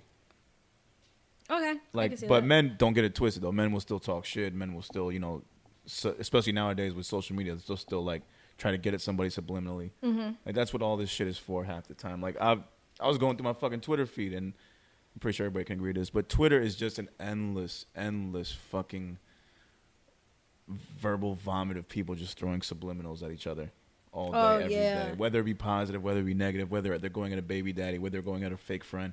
All Twitter is just a long list of subliminal thoughts. What was it? And shit that's just nasty if you really get involved with it all day. Like, I like to look. It's a bunch of bitter and horny people and that's what Twitter is pretty much. Yeah, it really is. I just go for the funny shit. Like, when I get too into what people are feeling and how they're feeling, it can be ugly.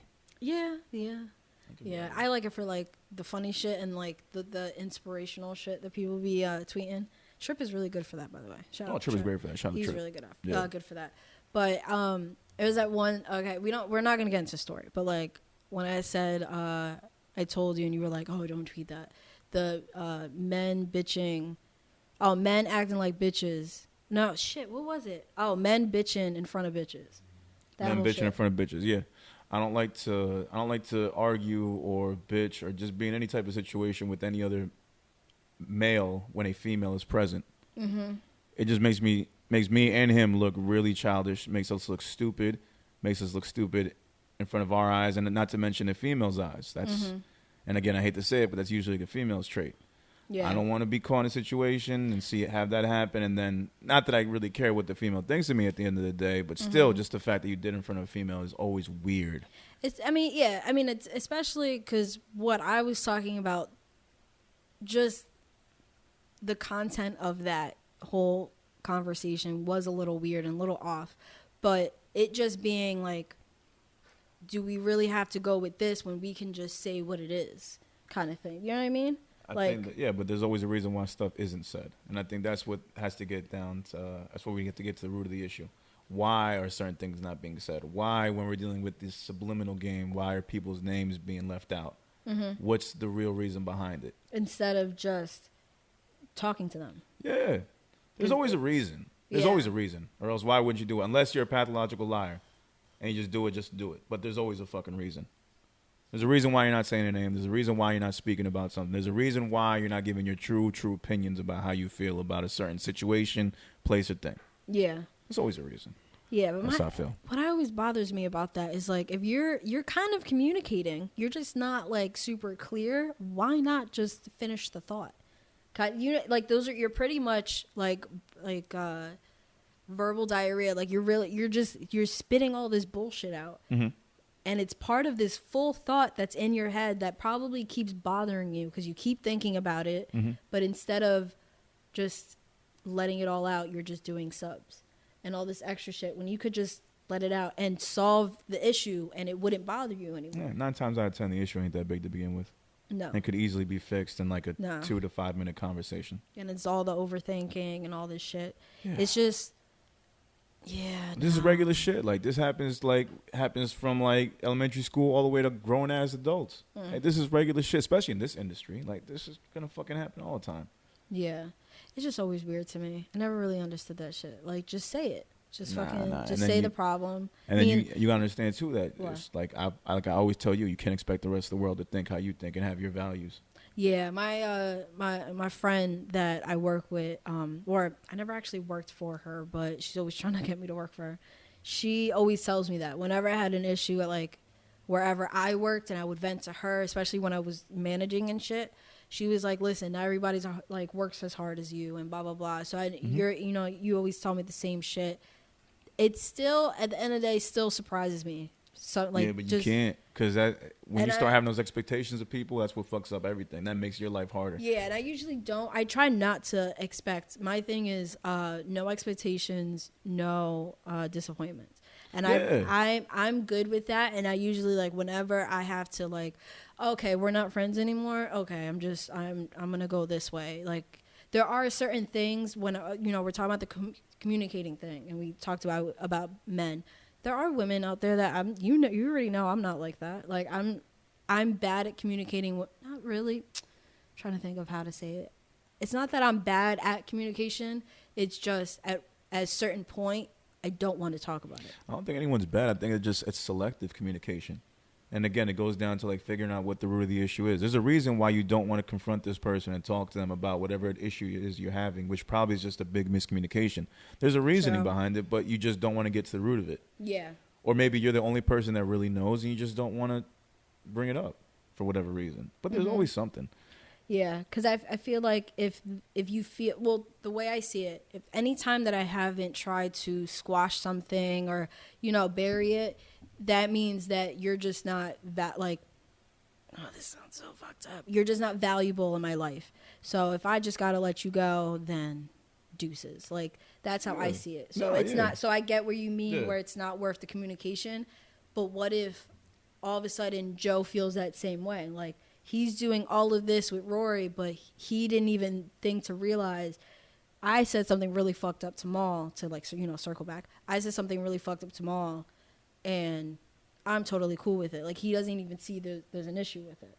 Yeah, and that's the problem, where he doesn't see the issue. Yeah. Yeah, that's always really fucked up when you're dealing with someone that doesn't see the wrong that they're doing. So Maul's probably looking at Rory like not at Rory specifically, but just saying, like, damn, like, we've known each other longer. Like, how the fuck how you treat me like this? Yeah, I think the whole dynamic. But then actually try to solve the issue with him, but you're not solving the issue with me. No, I don't think it gets fixed until Maul goes to that therapy session with them. Yeah, because Maul really gets everything out. There was no solution with Maul whatsoever. Yeah, at that point, and I know, man, people have been in Maul's ear. I can imagine telling him, like, yo, you fucked up for going back. Like, you got to shoot the fair one with him type of shit. I can see that. Yeah, like, I think so. I remember I was just hearing Charlamagne's podcast. Andrew Schultz, brilliant. They're going in on him on JVP. What'd they say? Oh, man. You had to play it just to hear it. But okay. Charlamagne was like, man, I just want to go around the room and just tell everybody that I love y'all and I thank y'all and thank you for being so valuable and not being yes men. And I'm glad to have you in my life. And Andrew's like, yo, what are you getting so, what are you doing right now? He's like, nah, man, just let everybody know. And everybody around the room was like, some people were starting to catch like, oh, and Andrew was like, I don't know what you're doing if you're subbing somebody right now, so I'm just going to agree. Yeah. And then he caught it, and he was like, oh, okay, I see what we're doing. And then they ended up calling the episode, Call Him Daddy. You should hear it. I got to listen. Yeah, they go in it. Like, you can tell, I'm like, oh, man. But, hey, I mean, Charlamagne was one of the people that been calling this. He's been called it. What? That this would happen. Oh, He's been called it. He's like, I'm glad, people got together. They lasted a really long time, though. Because I would have thought the same shit. I'm like, okay, well, whatever happened with Marty, that's just going to happen again. Like, that's definitely going to happen again. Yeah, and I didn't think it was going to happen, but, all it took was something small like that to happen. It did seem, well, to me, like, I stopped waiting for it to happen. I mean, I always listened, but, like, I stopped waiting for it to happen just because it seemed like they were solid.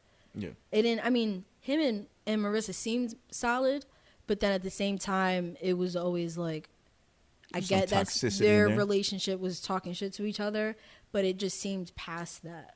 Yeah. That whole, like, goofing on her and like, that whole treating her like shit kind of thing. It just seemed more than just that. Yeah. So I think it was, to him, I mean, it was probably just an excuse to get rid of her, but I had a feeling it would, We're gonna see where it goes, man. I got high hopes. It is our favorite podcast. We'll see, but I think the Maul thing is gonna really affect the dynamic going forward. Yeah.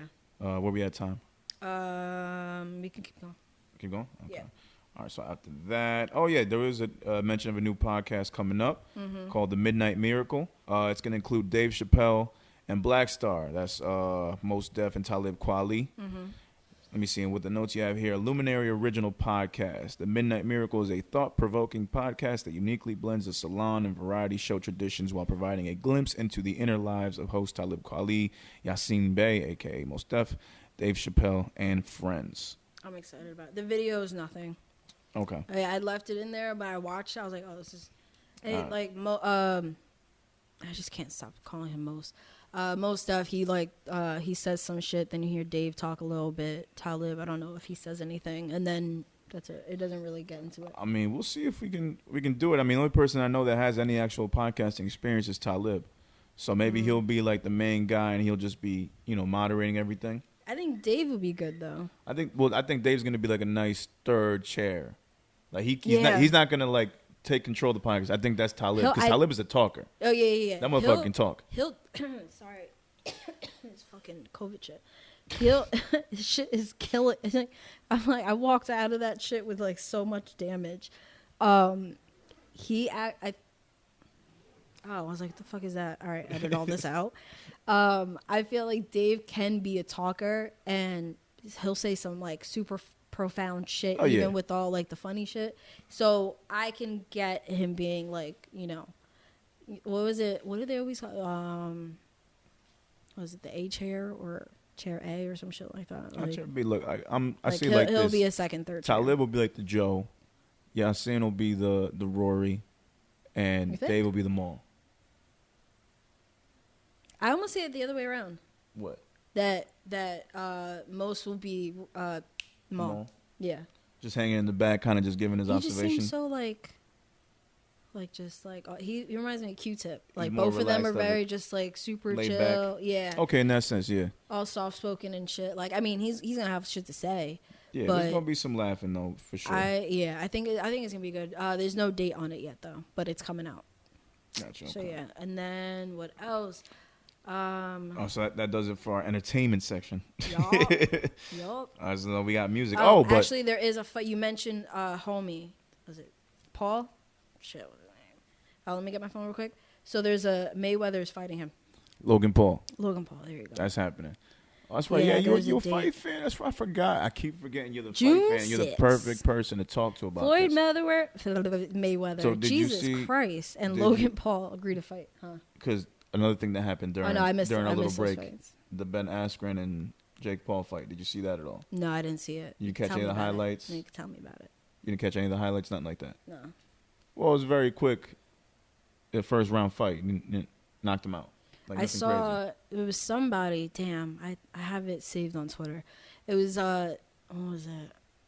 My homie, Nigerian dude. I just don't remember his fucking name right now. UFC? Yeah, it's UFC. What? Starts with a U. His name. Usman? Yeah, Usman. He fought somebody. This guy that was talking hella shit. George Masvidal. Yes, and I didn't see, and I didn't even know about no fights. I was just so like, just literally Netflix or Hulu, and that was it. But to see like, what was it? I saw that one clip, and he knocked his.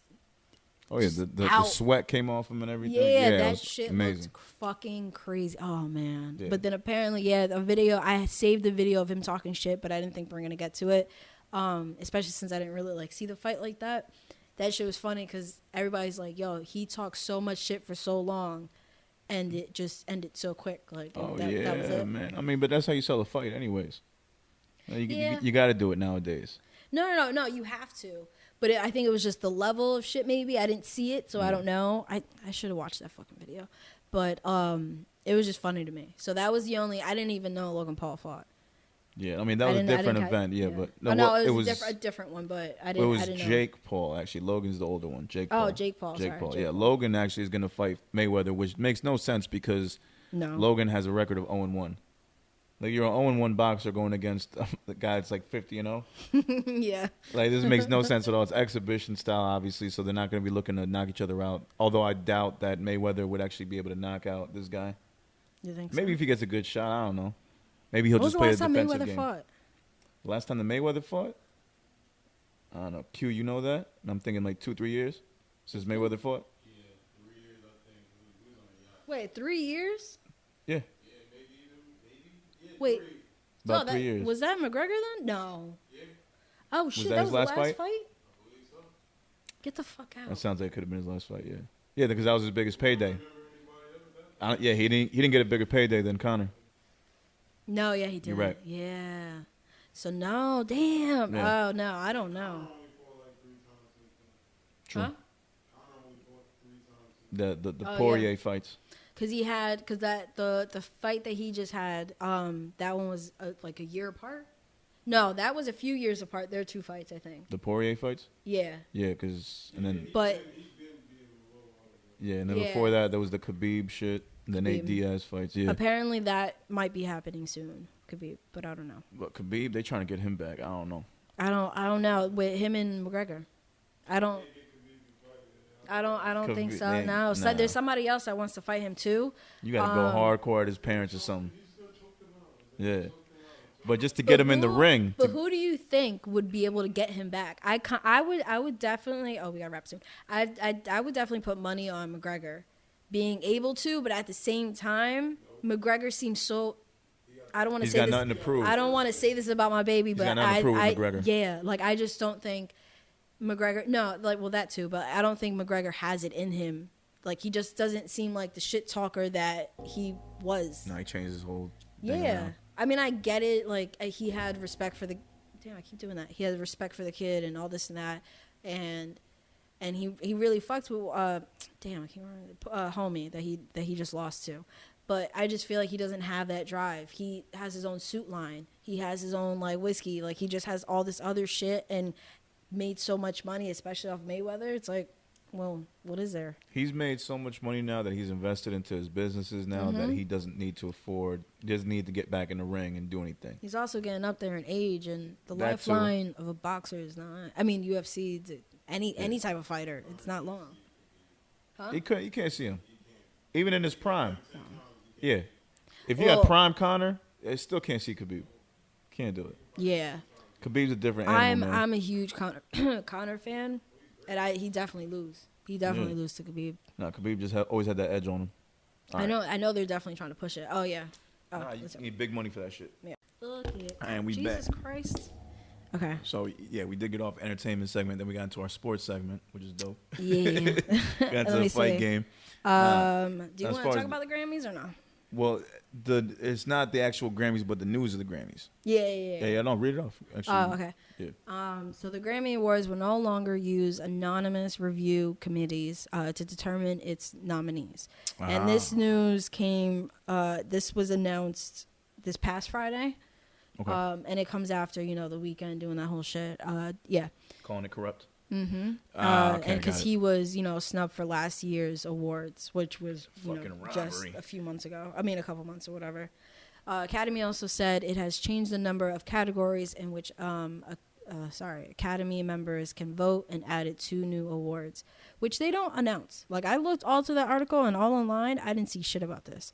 But they added this and changed it to reflect its ongoing commitment to evolve with the musical landscape and to ensure that the Grammy Award rules and guidelines are transparent and equitable. So Look, man, come on. man, Look. I can't talk. You need more rock heads to vote on rock categories, just like you need more hip hop heads to vote on hip hop It categories. seems like common sense. That's all it is. It shouldn't matter if your homeboy or if the nominee is your homeboy that works at the same label that you do. It shouldn't be based on that. You got to have unbiased people really vote on these shits to give the Grammys more credibility. Because right now they looking like shit. Don't nobody care about a Grammy. We got to go back to times where getting the Grammy actually fucking meant something. Yeah. I mean, at the end of the day, don't get me wrong. You shouldn't be valuing these artists based on if they win or not. Mm-hmm. But And- it go used ahead. to be cool to win a fucking Grammy. Yeah, because And it just ain't no more. Yeah, because before a review committee of at least 20 people picked the top 8 nominees. So those are like the top 8 nominees voted in the top 20 in 4 of the biggest categories. Yeah. So that's the best album, song, whatever, all that shit. Like the main ones. And then the rest of the categories, a majority of nominees for other awards were also chosen by review committees of varying sizes. Mm-hmm. So it also doesn't seem fair because it's not the same, like when you do it, like when you hear studies and the stats and shit like that. Yeah. You can't measure it the same way if each group is different Right, absolutely. because you need to have something like one thing should change. You know what I mean? Like, damn, The criteria. Yeah, there you go. Yeah, the criteria. So No, I now all nominees will be based on thousands of votes from the Academy's voting members. Which is how it should be. Yeah. And it's like I said, it's tough with music because it's like, how do you vote other than like on how it made you feel? Like, yo, I love the beats, I love the lyrics on this. Like, but who's to say what is Grammy worthy and what isn't? Mm-hmm. It's not like Billboard. Like, all right, we're just gonna nominate the top 8 people that sold the most records this year, and that'll be our category for best album. Like, that's not gonna tell you who had a better album. But it's like the criteria that has to be shown. I think everybody that, even the people that don't vote, I think we have to know what the criteria is when these people judge, so we can finally feel like, all right, are these Grammys worth my time? Should I invest my time in even putting this album up for Grammy review? Mm-hmm. Like, does it matter to me at that point? I feel like if we took a peek behind the curtain and we realized, or we found out what their categories or criteria were, I think people would either learn to give a fuck or not give a fuck. And if they didn't, they would take more initiative to go and set up their own award show, or just give more attention to the other award shows that are already around, like the Vibe Awards, the BET Hip Hop Awards, the Soul Train Awards, the ones that are actually for hip hop and R&B artists that aren't getting the attention that the Grammys get for whatever fucking reason. They're just not paid attention to as much, and I think that's a shame because they are there specifically for the black and brown artists. Yeah. So I think in a sense like that needs to get taken care of as well, get to the root of that issue. So I don't know. I mean, it's nice that they're changing the voting system, but I still want to know what's the system behind it. I guess. No, I get you. I'd like to know. Yeah, same. Yeah, and then that'll make me, care more about the Grammys again. Because, numbers-wise, they're not doing great. Like, this was, like, the least watched Grammys, I think, this past year. Yeah, because it's so much, like, bullshit. The only thing, it's funny. So, so Revolt, the first time I heard about this, Revolt had posted on Instagram. And they played an old video of, like, Diddy's comments to, like, yo, y'all be killing us, man, all that shit. Mm-hmm. And I kind of found it funny because the way they captioned it was like, oh, Diddy made this happen. Actually, I think it was probably all the people, not only The Weeknd, but it was all the people that was like, no, this is some bullshit. Like, why? Like, and it was, the snub on The Weeknd, but it made so many people just be like, nah, this doesn't, it didn't make sense. Yeah. For someone who's breaking records, get the fuck out of here. How do you not have him nominated in something? So then it made him look at it different and be like, no, this has to be, it wasn't like the regular bullshit about, even like this year, people always complain, like with all the old heads. Or being snubbed. Yeah, or the nepotism with Homie. Like, how does he randomly just get a Grammy nom? Yeah. Oh, okay. With Sir. No, D-Smoke. D-Smoke. Yeah. He's related Well, to Sir. That's the whole thing too. Again, that actually was. That was something else. I was just like, but to me, I don't think. I think it was The Weeknd, but I feel like it was literally just all the viewers. They don't care about these artists. I think it was the viewers and showing, nah, you're losing. Like, I don't want to watch this. This is some bullshit. Yeah. So. I mean, nowadays it just gets to the point where like we watch the highlights on Twitter or Instagram the next day. Like, we don't care about everything else. We don't care about whoever the host is and the monologue they're doing unless they said something controversial. Like, just show us the 3.5-minute clip on then Instagram or on Twitter that somebody reposted of the performance that our favorite artist did. But I don't even think people were doing, because even, like that doesn't really equate. I feel like that might equate with ratings in a new way of them like, okay, people aren't watching it like live. They're not watching like the DVR and people are still talking about it. People are still like, they're reacting and sharing all the highlights that we're posting and, shit like that. People are talking about it. And that's the way it wasn't going, but it wasn't that big of a deal this year just because all of this was masking it. All that, the bullshit and the drama was masking it. So this is some sort of way of like, okay, not only do we have these artists complaining, but we have much more viewers now complaining and not really following through with, actually watching it and reacting and sharing and all that shit. I mean, it's an ongoing trend. Like, even like sporting events, like the numbers are down, ratings are down, NBA, like NFL stuff is down because people are just finding more ways. I don't think they're taking in the numbers of people that are watching it through online streaming. Like, I think the Grammys they were live streamed on YouTube too, and like they didn't count those numbers. Well, I think their ratings are down for different reasons. Like I think You think like quality wise or just like other shit? What do you think? It is? Well, off of Grammys. Like the Grammy thing, it could have been a bunch of different reasons, but what was it? Sporting events, I think, are now, especially. I mean, it's not that big of a deal as it was like this past summer with the Black Lives Matter movement. Okay. And and like, you know, you hear certain leagues going along with, and not really, I mean, it sounds bad saying going along with it, but going along with it. And then I just think it's people reacting off of, what was it? When they had Black Lives Matters t-shirts on. And like little things where it's like, I don't want to, like you got like, you know, the bigots, I don't want to watch this bullshit. And then I really wish I could do a country accent. That would have been perfect right then and there. But you have people reacting off of that. Then you have like people just not getting the sincerity of it, like not feeling that it's sincere. Then you have the people like Maul who's talking about boycotting the NFL. Like, right. He's not the only one. I know other people that don't watch it anymore because of that. So I think it's a mix of everything. Oh shit, Jesus, that was me. You think it's a mix of everything? No, Sorry, guys. But yeah, I think it was a mix of everything. It just feels different. Like, we talked about this before, like with the MMA, like for the whole past year and a half until recently with this other event. Yeah. Like, you were able to hear, like, the kicks, the punches. You could hear the cornermen talking to the fighters because COVID had no one in the stands. Mm-hmm. Like, wrestling was weird. Like, they started having just a bunch of TVs of different people watching from home. Yeah. You know, and you were able to hear all the stuff that the wrestlers were saying and shit. Like, it was just, maybe that contributed to it in a sense. What, the COVID shit? No, yeah, no, to low ratings. Because it took away that, because you like, and soccer matches, like, you like hearing the crowd. It is very weird. The first, what was it, my first football Sunday of the season, it was very weird watching a game and thinking like, wait, this is an actual game. Like, it's not like practice where, you know, like sometimes like they'll show clips of them. This is an actual game.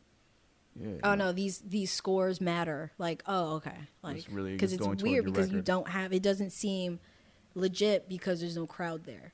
Yeah, and it kind of just turns people off. The feel and vibe this past, I'm more into football than anything. I mean, football and UFC for me. But the vibe is very fucking different. Like, so you in the football? Usman kicked somebody, and you like it. It felt like I got goosebumps off of hearing that fucking kick, just because there's nobody. Yeah, absolutely. Hold up, what? No, I was gonna say no. I was when you finished your thought, and I was gonna say. So speaking of football, did you catch a draft? No, I didn't get to catch the draft. Man, listen, man, I've been trying to. I've been on a crime binge. That's right. Yeah, you've been on your So I had the last 2 days to catch up on all this shit for the podcast. So now I didn't get to watch it. I was gonna go back to it. No, me being a Jets fan, we went and got another fucking quarterback, and my guy looks like. Was it good? I mean, I don't know. It's fucking college. You know how it is. We picked a good guy. We had the second pick, so obviously our guy was somewhat good. Mm-hmm. But he looks like he's like fucking extra in High School Musical. Like, nigga looks so fucking. He looks like John Walker. Yeah, it just looks really like does. All-American boy. Like, I'm like, all right, man, whatever. Like, but it came from BYU, so yeah, that's how I felt about our draft pick last year. I was pissed. Like, yo, I was literally like me, a few other like people at work, and damn, I lost a lot of them. I should have worked that night anyway. But like people like the Giants fans we had, everybody's like, are you fucking serious? This guy, I don't know, man. Like, I feel like I'm gonna end up seeing this guy somewhere in the suburbs, like at a Home Depot or something, and not even recognize him. No, but you never know. Like, that's why I was mentioning it because, our new quarterback, like, eventually he came in clutch. Like, you know, it took him some time, but in this past season, oh yeah, God, but like this past, like he doesn't seem. It's like okay, there's potential, but.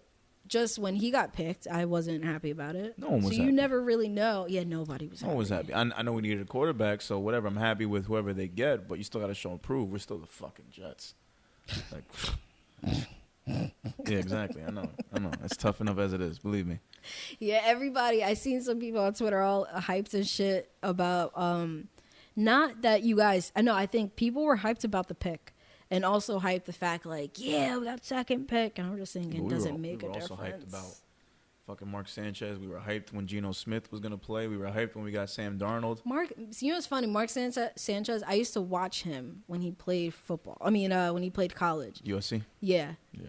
He wasn't bad. I didn't think. That's what I'm saying. He wasn't bad. That's Like, the thing with all these quarterbacks. I was a little like I was pissed when you guys got him. But you got to remember, you're also playing. These mad. college guys are playing against like 80%, 90% of the people they play against are going to be fucking lawyers next year, or they're going to be like No. engineers, Really? technicians, something that has nothing to do with football. College football You know what I is mean? not. College football is not something cute. Do you think college football is something like, oh, I'm just gonna? It's not high school. You're not just playing it to play it. But like, not everybody there is serious. That's the point I'm making. 90% of the motherfuckers there ain't gonna be doing this shit the next year. I think they're serious. I think Look at the O and the high D-line. school. There's some people that are serious about it, but I think College though, even think about our school. They were all of them are D1, but true. one of them, you hear about now. That's Muhammad Sanu. No, see that's that's a yeah. There you go, see? To me, no, That's real that's shit. Rutgers didn't really. That's real shit. But but to me, like it, I don't know. I just feel like, but like what he said, they made it. They were serious about it. They didn't make it very far. Oh no, but it's not about them making it, but just about the fact that when it's in college, the people that you see that are gonna make it, they're 90% of the people they're going against are people that wouldn't last in the fucking NFL to begin with. So, True. Yeah. That. So when I you see think, Sanchez yeah. going into regardless of what team he's on, you're now playing against people that do this for a living and get paid and have to survive off this shit. Whole different difficulty that I agree. level. Of course, there's a different level of like seriousness to it. So I got my High School Musical kid about to go on with these fucking 300-pound scary ass dudes that are coming for his neck every weekend. Like, you don't know what to believe Is he anymore. scrawny? Like, I gotta get you a picture of him. He's a white quarterback. Like, I mean, it's not really. I Like, honestly there's would nothing not be wrong able with to white pull it. I quarterbacks. couldn't tell you what his face is like. And I talk a lot of shit about white people, and it's, Yeah. I don't think there's anything wrong with it. I'll have Like, my I mean, phone up. like, You it's gotta- like you gotta look Tom him up. Brady. Like, I mean, as much as Well, even Tom Brady looked like when you saw But- his draft picture, he looked like somebody that would never in a million years would think is going to be the greatest of all time. but what if you guys just picked a Tom Brady? If we got the next Tom Brady, look, That I'll admit means to it. the I'll cop Jets to will my actually shit. win something. So okay, we have to place a bet. If the Jets make it actually to the quarterback and win something, we have to do a bet. I'm something. celebrating if We they get should to do a bet. playoffs. If they win the division, wild card, like I'll take that. Yeah, we've been through enough. I'm tired of reminiscing about Super Bowl III. Been through enough. Oh man, yeah. One of my boys is a Cowboys fan, and it's been Oh, wild God. to see him because it's Wait. been how long since they last made Who are you a playoffs? fan of? I've known this nigga that whole time, going up to high school, us growing up, and seeing the Cowboys almost get there every year, and him just being disappointed. I'm like, damn, bro. Cowboys. Because we had those 2 years in a row, we made the AFC know. Championship game with Sanchez, and I'm like, yo, this is wild. I love you, Q. So I'm not gonna comment. That was my time in the sun. I'm But I a remember- Giants fan. We're not. But because We're he's not my supposed to be boy, friends. I've been there for those Cowboy moments. So I remember the Romo fumbles and all the other times, the shit with Dak. He broke Yeah, his man. pinky. It was like, I broke my pinky. Oh my god. Yeah, man. All the blunders. Oh shit. Hey, yeah, hey, get hey. Giants. I mean, Come on, it's man. listen, Can't listen, name a luckier listen. team in the past 20 years than the Giants. Just saying. 2 Super Bowls against the but greatest of all time. That's we lucky. did. We did have lucky. Huh? 8-8 and 9-7. And you know those Oh, are yeah. purely luck, only because Brady was able to beat everybody else. Mm-hmm. It's not. That's not. It's like kryptonite. That's the shit you don't like, but it's the goddamn truth. Where's the truth? Fucking tab. We got one of those. We got truth. No, I don't think so. That's the cold hard truth, Ruth. Oh, right. Find me that shit and I'll get it. Yeah. Cause Nah, but that's the real. No, come on. Let's, I mean, let's and be real. listen. It's been tough being a Giants fan for at least like what 3-4 seasons at this point. Yeah. Like it's been. I'm a Jets I know, fan. yeah. I'll go through it. I can't really I gotta compare. reminisce I can't about Super compare. Bowl III. Super You Bowl are, III. You are a Jets fan, and I can't compare. Joe Namath. Joe fucking Namath guaranteeing a win. I can't. That's compare. what I got to brag. That's my flex as a football fan. I can't compare my pain to your pain, Yeah. but Just saying, Jet. It's tough. It's a very, very tough pain. I forgot. I lost my train of thought. No, I thought we that shit was funny. I like this because we went into just the draft in itself. Oh man.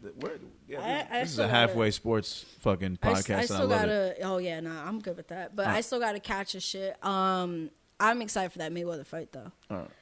Just because, not that I'm a fan of Mayweather. I'm just a fan of the fact that not a fan. I want to watch just because he hasn't fought in a long time. Yeah, but I think he's not gonna take it serious. Yeah, he's not. But I just want to. Yeah, he's definitely not. But I just want to. I don't know. I always watch a Mayweather fight just to, after a while, it just be like, is somebody gonna kick his ass? My prediction is no one gets knocked out, but Floyd just shows his speed that he still has it, and you just see Logan looking like an idiot, not being able to hit Floyd. So do you think it's gonna be every 3-4 years we get a Mayweather fight just to prove himself? I don't think Mayweather has it in him to do every 3-4 years. No, but it almost seems like that, where it's almost like every 3. It's like, my pile of money has gone down. Well, that's another thing that we don't even know. Is this a situation where he's like owing money again? It could be. And if that's the case, that really sucks because then he's just prostituting himself. I think Mayweather's been prostituting himself for a long time. Yeah, you're right. A long time. To me, it just doesn't seem. I don't know. But to me, I'm a fan of boxing and all that shit. But I don't know. I like UFC more. Oh no, UFC has already gained my interest a hell of a lot more than boxing ever will. I just feel like it takes more heart to do it. Yeah. It's just there's that. I think that I like the personalities in UFC a lot more than boxing. Like in boxing, there's only a few personalities that I really care about, like Mayweather being one. Mm-hmm. What's the guy's name? Tyson Fury. Yeah. Deontay Wilder. Oh yeah, Wilder. Other than that, I don't really care for anybody else in boxing. Nah, UFC is a couple more people you can bring up and actually have stories and stuff. And I feel like they can do a lot more, and that's what held back. Well, I mean, amongst other things, but like Conor, when he fought Mayweather, it just seemed like he just didn't, he got trained, I'm sure of it, but he just probably felt like, I'm such a great fighter. No, this is a whole different thing. Boxing, you can't do all that extra shit that you do. And you guys sell it. Like, we talked about this before. Like, they're taking the wrestling approach to all this. Like, they're having like interviews, they're doing promos, like they're talking to each other in press conferences. Like, you got to sell this fucking fight. And now with Twitter, you're tweeting like crazy and you're making fun of this guy. You're doing memes. You probably have a team of people that do memes to just blow up this fight and get people to fucking talk about it. That's how you're going to make more money. Oh, no, there's nothing wrong with that. And I think, but it's also MMA because they're given more permission to do that. Like, they're given more freedom to be a character online. Oh, yeah. Like boxing, okay, now I they're know what you held back mean. by all that I get shit. what you mean now. Or it's obvious that they're probably just not that crazy. Like, a lot of these people don't have personalities to begin with. Like, they're fighters. They're meant to be fighting. They're not meant to be funny. I pick things up. I put it down. Yeah. Yeah. I saw an interview of the new UFC heavyweight champ, Francis Ngannou. I saw him get interviewed the week after. Dude was boring as fuck. I mean, granted, because there's a little bit of a language barrier. He's being interviewed in English. Aww. But he tried to tell his story. Why are you making fun of the foreigner? No, they're not making fun of him. They had a conversation. You. I'm like, why are you making fun of the foreigner? I'm not making fun of him. No, it's just that. But you can't give a honest, heartfelt interview or try to be funny if it's not your main language. Like I could do an interview in Spanish, but I wouldn't be able to be like my regular witty, sarcastic self. I mean, that's lost in translation. A lot of shit gets lost. I think that's what it was. So, but maybe at the same time, this dude probably doesn't have a personality. Like, he's just a really good fighter. He's not meant to like go on a podcast with who he's being interviewed by a comedian. But then you have and tell a funny story. Like, but then you have like Usman, who has I think he has like Usman, I've heard, and Usman got interviewed on that same podcast. He was entertaining. He has that personality. Yes. I've never heard his like interviews. I mean, I've heard, the interviews after he wins and shit like that. But also he speaks English pretty good.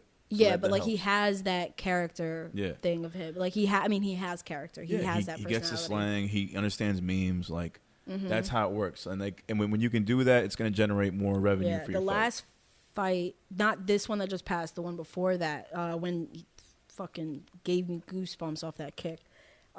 He at the end, he was interviewing, and it went from like so sweet to just it was just funny, intense. Yeah, because he was talking about his daughter, and then it just like went to just but like it was speaking just funny. Of that fight, that UFC fight where Masvidal got knocked out by Usman. That same night, did you peep the deja vu shit that happened with Chris Weidman? No. The white dude? All right, a couple years ago, Chris Weidman was fighting the Spider, Anderson Silva. Mm-hmm. Anderson Silva threw a leg kick at homie's shin right there. Yeah. Broke his leg, like on impact, right? So Silva was down and out. Had to stop the fight right there. A couple years passed by, come to that fight. Yeah. Now Weidman is fighting, I forget who. Weidman throws a kick at the guy's shin, breaks his leg. Yeah. So just the way that he did it to somebody else, it happened to him that same night. And then not only, I heard about this. Right. I think I seen a clip. Yeah. And someone was like, yo, he his doesn't leg. notice. Like when he threw the kick, it was broken. You could tell. But it wasn't until he stepped back on it by mistake, he didn't notice and then realized, oh, shit, it's broken. And that's what the camera catches. Oh, I didn't. Damn. So I seen a clip of it. There's a clip of that floating. But I read the caption, something about broke his leg, and I seen the kick. And I'm just like, but it looks fine. No. And then, I didn't notice it right away. I'm like, what do you mean? But then somebody called me. I think, I forgot who, but like somebody had called me and then I never went back to check it. Because when you go back to like Twitter, then it just, or Instagram, it refreshes. Yeah. So I lost it. So I was like, whatever. Like I didn't think to go find it again. So it was probably, he kicked him, took a step, and then that's when I got the call. So he took that step and realized his shit was broken and he fell right to the floor and it was just ugly. Yeah, man. Shit. Yeah. That's crazy though. I remember that first fight when we did it to Silva. Yeah. I mean, all you're doing is just sticking your leg out. Was it Silva? Silva was fighting him. Silva broke his leg, no? Yeah, right. Silva threw a kick to him and broke his leg, and then years later, past weekend, I thought you just said like he did it to Silva, and I was like, wait. Well, no, he didn't do nothing to Silva except just keep his leg still. Yeah. Shit, yeah. That was nasty. Shit's crazy. All right, break. Oh, breaking already? All right. Yeah. All right, whenever you're ready. Ya volvemos con más Lyrical Fix con Sade y Kid Pro. Yo. Motherfucking back. Episode 85.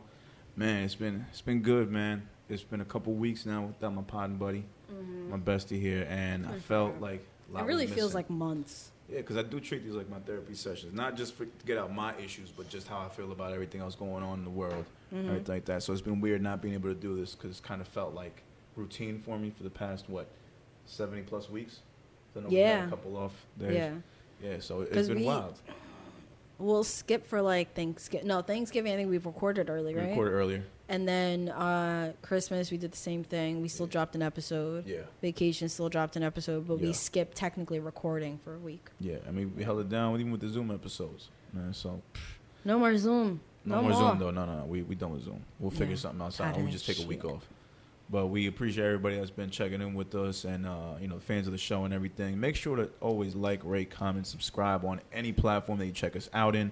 Keep us hot out in these podcast streets. You already know we on Apple, Audio Mac, Anchor, Spotify, YouTube, Deezer, Stitcher, all of them. And like I said, if we're on one if you have a platform that you can't find us on, please let us know. We'll do what we can to get on that platform so you can listen to us as much as you want. And be sure to check out the If You Don't Know playlists that are available on Apple and Spotify that Sade will be updating. That will contain all the past alumni for If You Don't Know. Now that speaking of that, let's get right into that goddamn favorite segment of ours. My favorite segment. Sade's favorite segment. My postman favorite segment. My kids' third grade teacher's favorite segment. And if you don't know, now you know, nigga. Still Russ. That's how we do it. I wait for a pause. I try to do more. You wait for the pause. Yeah, no, it's all good, though. We're in here. If you don't know, where we showcase the best and brightest inside and outside New Jersey that we feel that you should get your ears hooked on. This week, I want to shout out a Jersey artist, fellow buddy of mine in his rapping shit. Just dropped a single a couple weeks ago. Beautiful single. Great message behind it. It's called Lost and Found. It's by none other than Ron Solemn. I got to perform with Ron last weekend at the Makeup Thorough event. Can you believe we had an event last week and the day of the venue hits up people saying, oh, someone on our staff caught COVID. So it was literally like hours before. Hours, like midday. Yeah, the show was at 6 and it was at midday. Because I went on Ron's shit because I forgot the time of it. So I wanted to see because I know shows you don't really post anything. So I went to Ron's shit to see how it was, and then I seen that whole video. I was like, oh damn. Yeah, I went. So that Thorough had a little get together for a couple people in their at the shop, and everybody did a mini set there. Yeah. So shout out to Kara, shout out to Young Benny, shout out to Outliers. Yeah. Ron, everybody did their motherfucking thing over there. They killed it. So I think the makeup date has been moved to June 3rd. Yeah. It's going to be also another Thursday, so that's another Thursday. Yeah, we'll figure it out. And then so we'll figure that out. But yeah, the song is called Lost and Found. Mm-hmm. I'm not sure who it's produced by, but it's Ron Solemn. Not towards any project, it's a single, but let's hear it.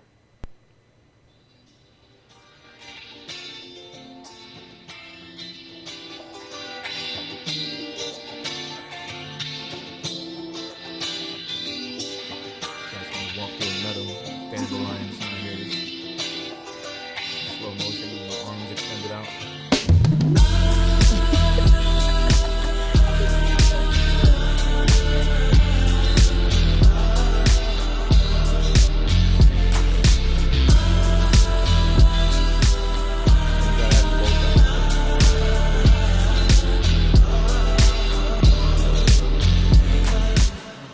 I'm looking for my soul, I'm trying everywhere. I feel the body, but the energy just isn't there. Hey, little mama, hold it down, we got a lot to bear. But I love you. But I love you. So many things in my life turned upside down. Many questions from the jump, but no answers have I found. Like, where did God leave me at, and where do I go now? I'll never know, I'll never know, I'll never know. Another winter came and went, and I'm still lost in this town. And I don't need the isolation and the darkness that surrounds. I wanna have a conversation with creation in the clouds. Pick up the phone, pick up the phone, pick up the phone. You left so many voicemails for me, at least I think. But whether through a text or a speech, I can't read. I only feel safe in my dreams, so I sleep. I'll make a home, I'll make a home, I'll make a home. Yeah. I'm looking for my soul, I'm trying everywhere. I feel a body, but the energy just isn't there. Hey, in a child, bunker down, we got a lot to bear. But I love you. Hey. Oh man, that was Lost and Found by my motherfucking boy Ron Solemn. Much love to him, man. At Ron Solemn on social media. You can hear more of his music. His recent project featuring myself. Remember last winter? Mm-hmm. Well, what was it? I got the name wrong. It has winter. I'm sorry, Ron. I forgot the fucking name of the project. But there's 3 songs on it. I'm on the first one, titled Intimidation. God damn it! I just lost my fucking. If you don't know, I'm gonna get it right now. Keep talking. Keep No, talking. what's the name of the project? It's right there. Remember last. Oh one? yeah, it was. Remember Last Winter 3? Yeah. I'm on there with Ron. The other songs on there are dope as fuck. I love that song Selfish and Nightmares. Intimidation, I'm featured on that. So shout out to Ron Solemn. Lost and Found was the song. Yeah. All right. So if you don't know, hold on, I'm gonna show you just to make sure. Place again. Am I saying easy? No, right? Oh, dude, I don't know how to fucking. That's probably. Let's go with easy. Go on with easy. You get the hardest names. I don't know. I know it's got an accent mark. Yeah. So Could be anyway, Ease, it could be Eze. really, I don't know. Could be Ezzy. So damn, it's fucked It up. looks like This looks is like the accent mark Huh? over your name for the E. Easy, easy, Sade, easy, Az. I don't know. I don't fucking know. But the most fucked up part of this is that I could ask people. So this is I'm actually related to him. Well, not blood related, but he's from the Colombian side. So he's like a second, third cousin type of deal. In a sense, In a yeah. sense, yeah. So, because he came up, he was promoting, I think, not this song that I'm about to play, but another song. And it popped up, and I was like, oh, shit, he's good. So I click on his profile to, save it and all that shit, check out what he has. And I see that, my brother, my cousins, from the Colombian side are following him. So I sent it over to my brother, and I'm like, hey, do you do you know who this is? Like, why? It can't be a coincidence that, you know. He was like, well, yeah, that's so-and-so, said his, you know, government, and was like, yeah, that's our cousin or some shit like that. Boom, small world. Yeah, I don't know. He told me where he lives. I forgot. And I'm like, I definitely never met this kid, though. I have no idea who he is. But apparently he is family. So I'm going to play his shit. Is No Lies. No Lies. K-N-O-W, Lies. Yeah. Double up. Triple See if up. it's his name. Money. Money.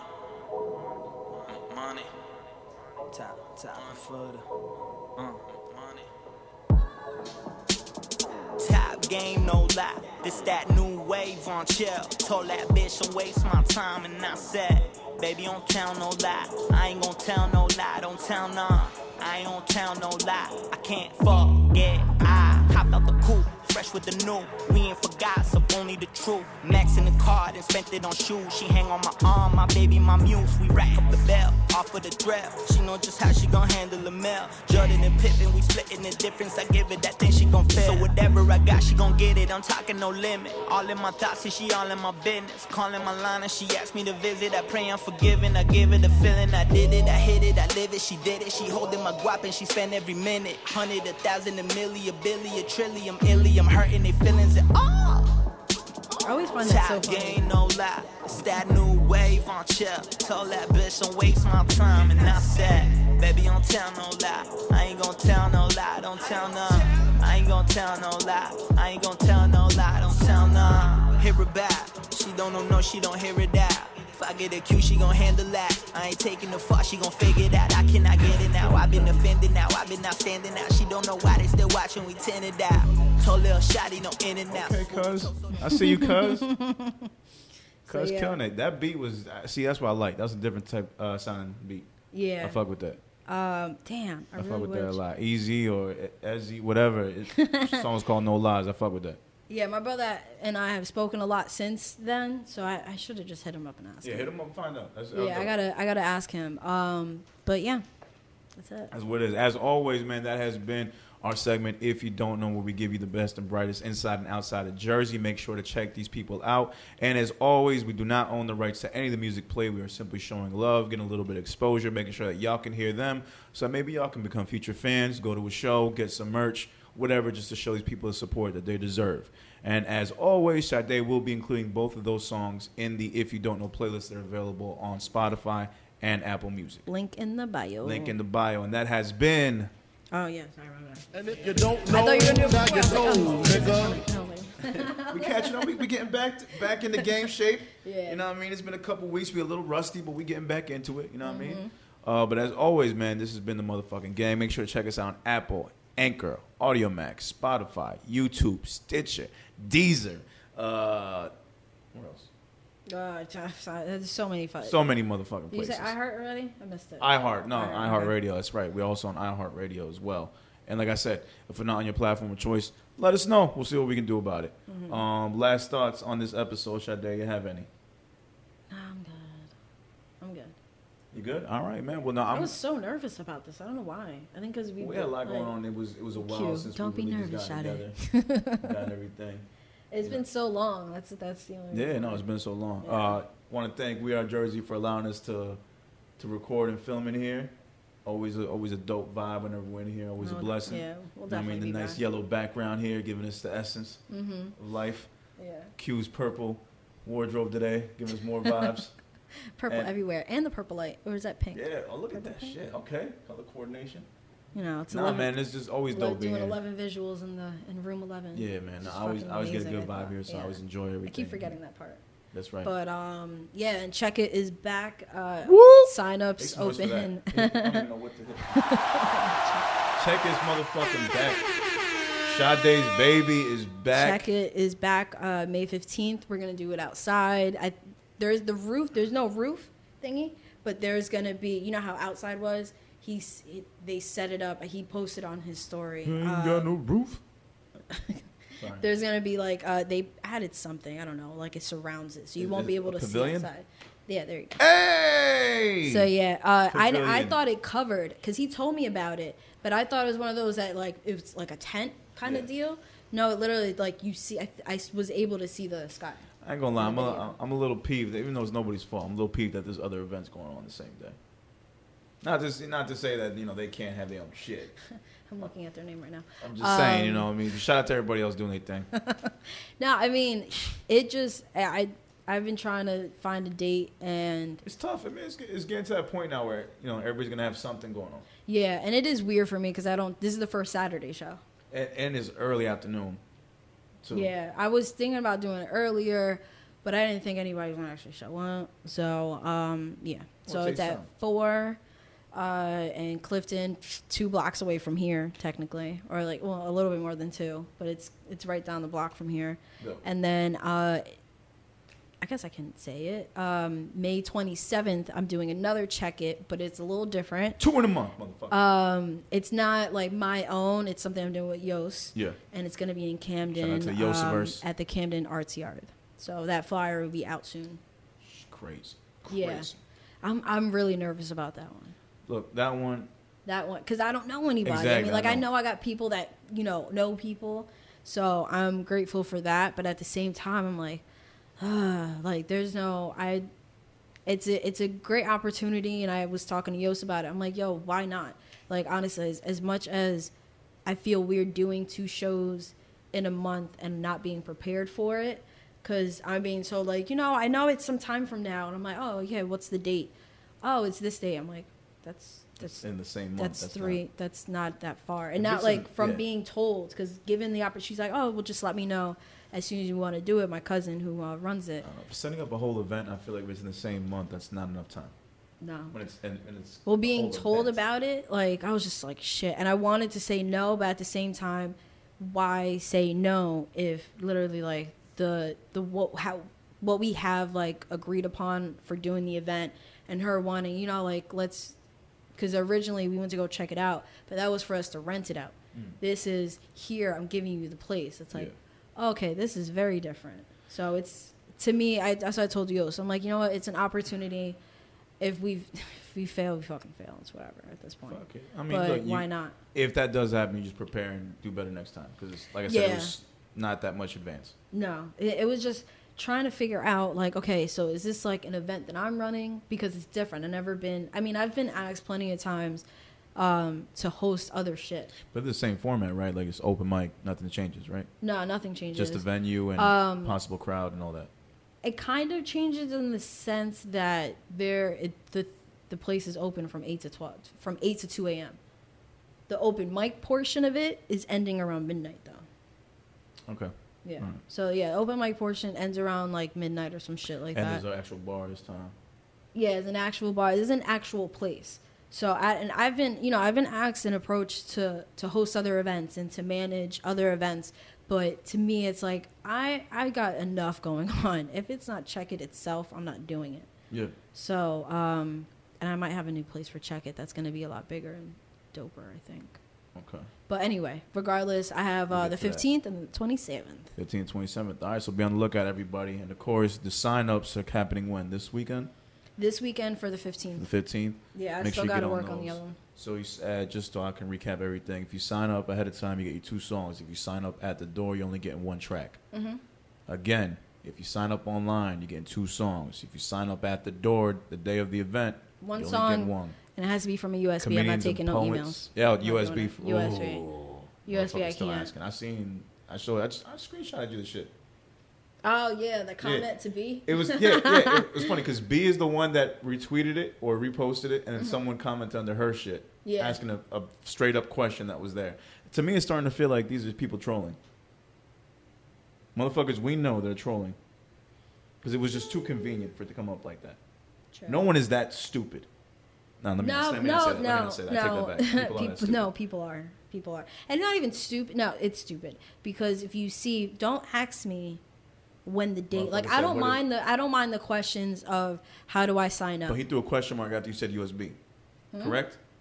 Yeah, I think so. I don't know. But it Motherfucker was- just said yeah. USB question mark.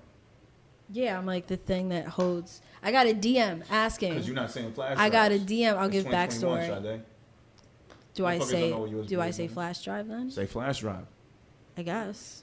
But everybody know, isn't You Don't get me wrong. I mean, but we're techie people here. We know the difference. We know what a fucking card reader. People don't even know what a card reader is. But like USB isn't. I just feel like it's a shorter term than flash drive, especially for a flyer. Not trying to make it too wordy. Technically, flash drive is shorter, less syllables. Everything's USB though, so I get it. If you want to really get technical, USB is just the fourth part. No, yeah, that I agree. But someone says to you tell to an artist, yo, bring a USB. They should know. Okay, because that's why I'm thinking. I was like, maybe because USB isn't the technical term for it, but if you make music, you know what bring your USB means. But you might hear bring your flash drive. I feel like I've seen that, and I feel like I've seen flash drive more in flyers than anything else than USB. I guess I was just trying to not. I mean, it's 3 letters, 2 whole words. Like a designer. Yeah, and you confuse the hell out, homie. Yeah, that's I don't know, because I remember the first time I had the Check It flyer, and it was the first time I decided let me mention flash drive.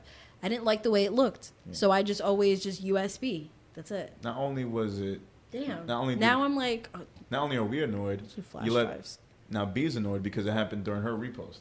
Oh yeah. Should I put? Did you talk to her about it? I never did. No, I don't think she caught that. Should I do bring your hard drive, bring your whole fucking laptop? Like I don't. Like, you might just have to sit down in front of the camera and do a video presentation yourself. I know you've been telling me to do this. I'm not doing it. I feel like you should.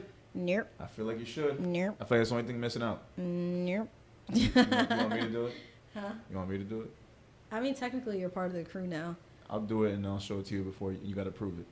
Yeah, I gotta actually add that.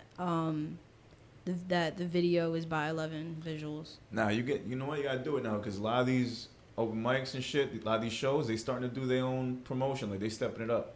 It's not just a flyer anymore. Motherfuckers starting to do skits. I'm not. Motherfuckers doing I'm sorry, you're not gonna see me. You're not gonna see me. Well, no, that's not you, because you're not even like that when you host. You very direct, right to the point. Yeah, because to me, I'm like that's when people ask me to host other shit. Yeah. Yeah, I feel you. To me, like I'm not like an MC in that. I'm not like a hype man. Like I got shit to do. I got artists to put up. I'm not trying to talk to y'all niggas. I'm trying to like just get the show on. Yeah. I'm trying to because I'm running it, so I know the timeline. I know right. what type of timing we're on, so I'm not gonna just waste time. Like I'll talk in the beginning, talk a little at the end, and that's about it. If you ever do want somebody to talk. You're filming it. I didn't say me. Oh, okay. But I'll film. I'll film this time. No problem. I want to get back in my shit anyways. Oh, you were already filming. You didn't know that? No, you never say anything. You never say anything. I just assumed you knew. I'm finding out live right now that I'm actually gonna be filming. I really just assumed you knew. No. I didn't. Well, yeah. But at the same time, I wasn't gonna perform either. I have the other cue. I was doing photography. Yeah, you mentioned that, and then you didn't say anything after that. No, because I literally assumed you knew because you did the last. It's not like I was gonna say no. It's just like I was waiting for you to say like, "Hey, do you want to?" But I thought you were gonna ask me if I wanted to. Oh. Because I was gonna be like, "Well, I'm not gonna perform only because." Well, no, because you'll be like, "Oh, we're back," and blah blah blah. So I'm just like, "Oh, okay." So he knows, like he's actually gonna be working on it. But good to know. No, I got you. You already know I got shit. you. I'll make sure my shit is charged, ready to go. If you do sign up, then I'll have like Nina cover. No, I'm not gonna sign up. At this point, I think I'll pass that at your show.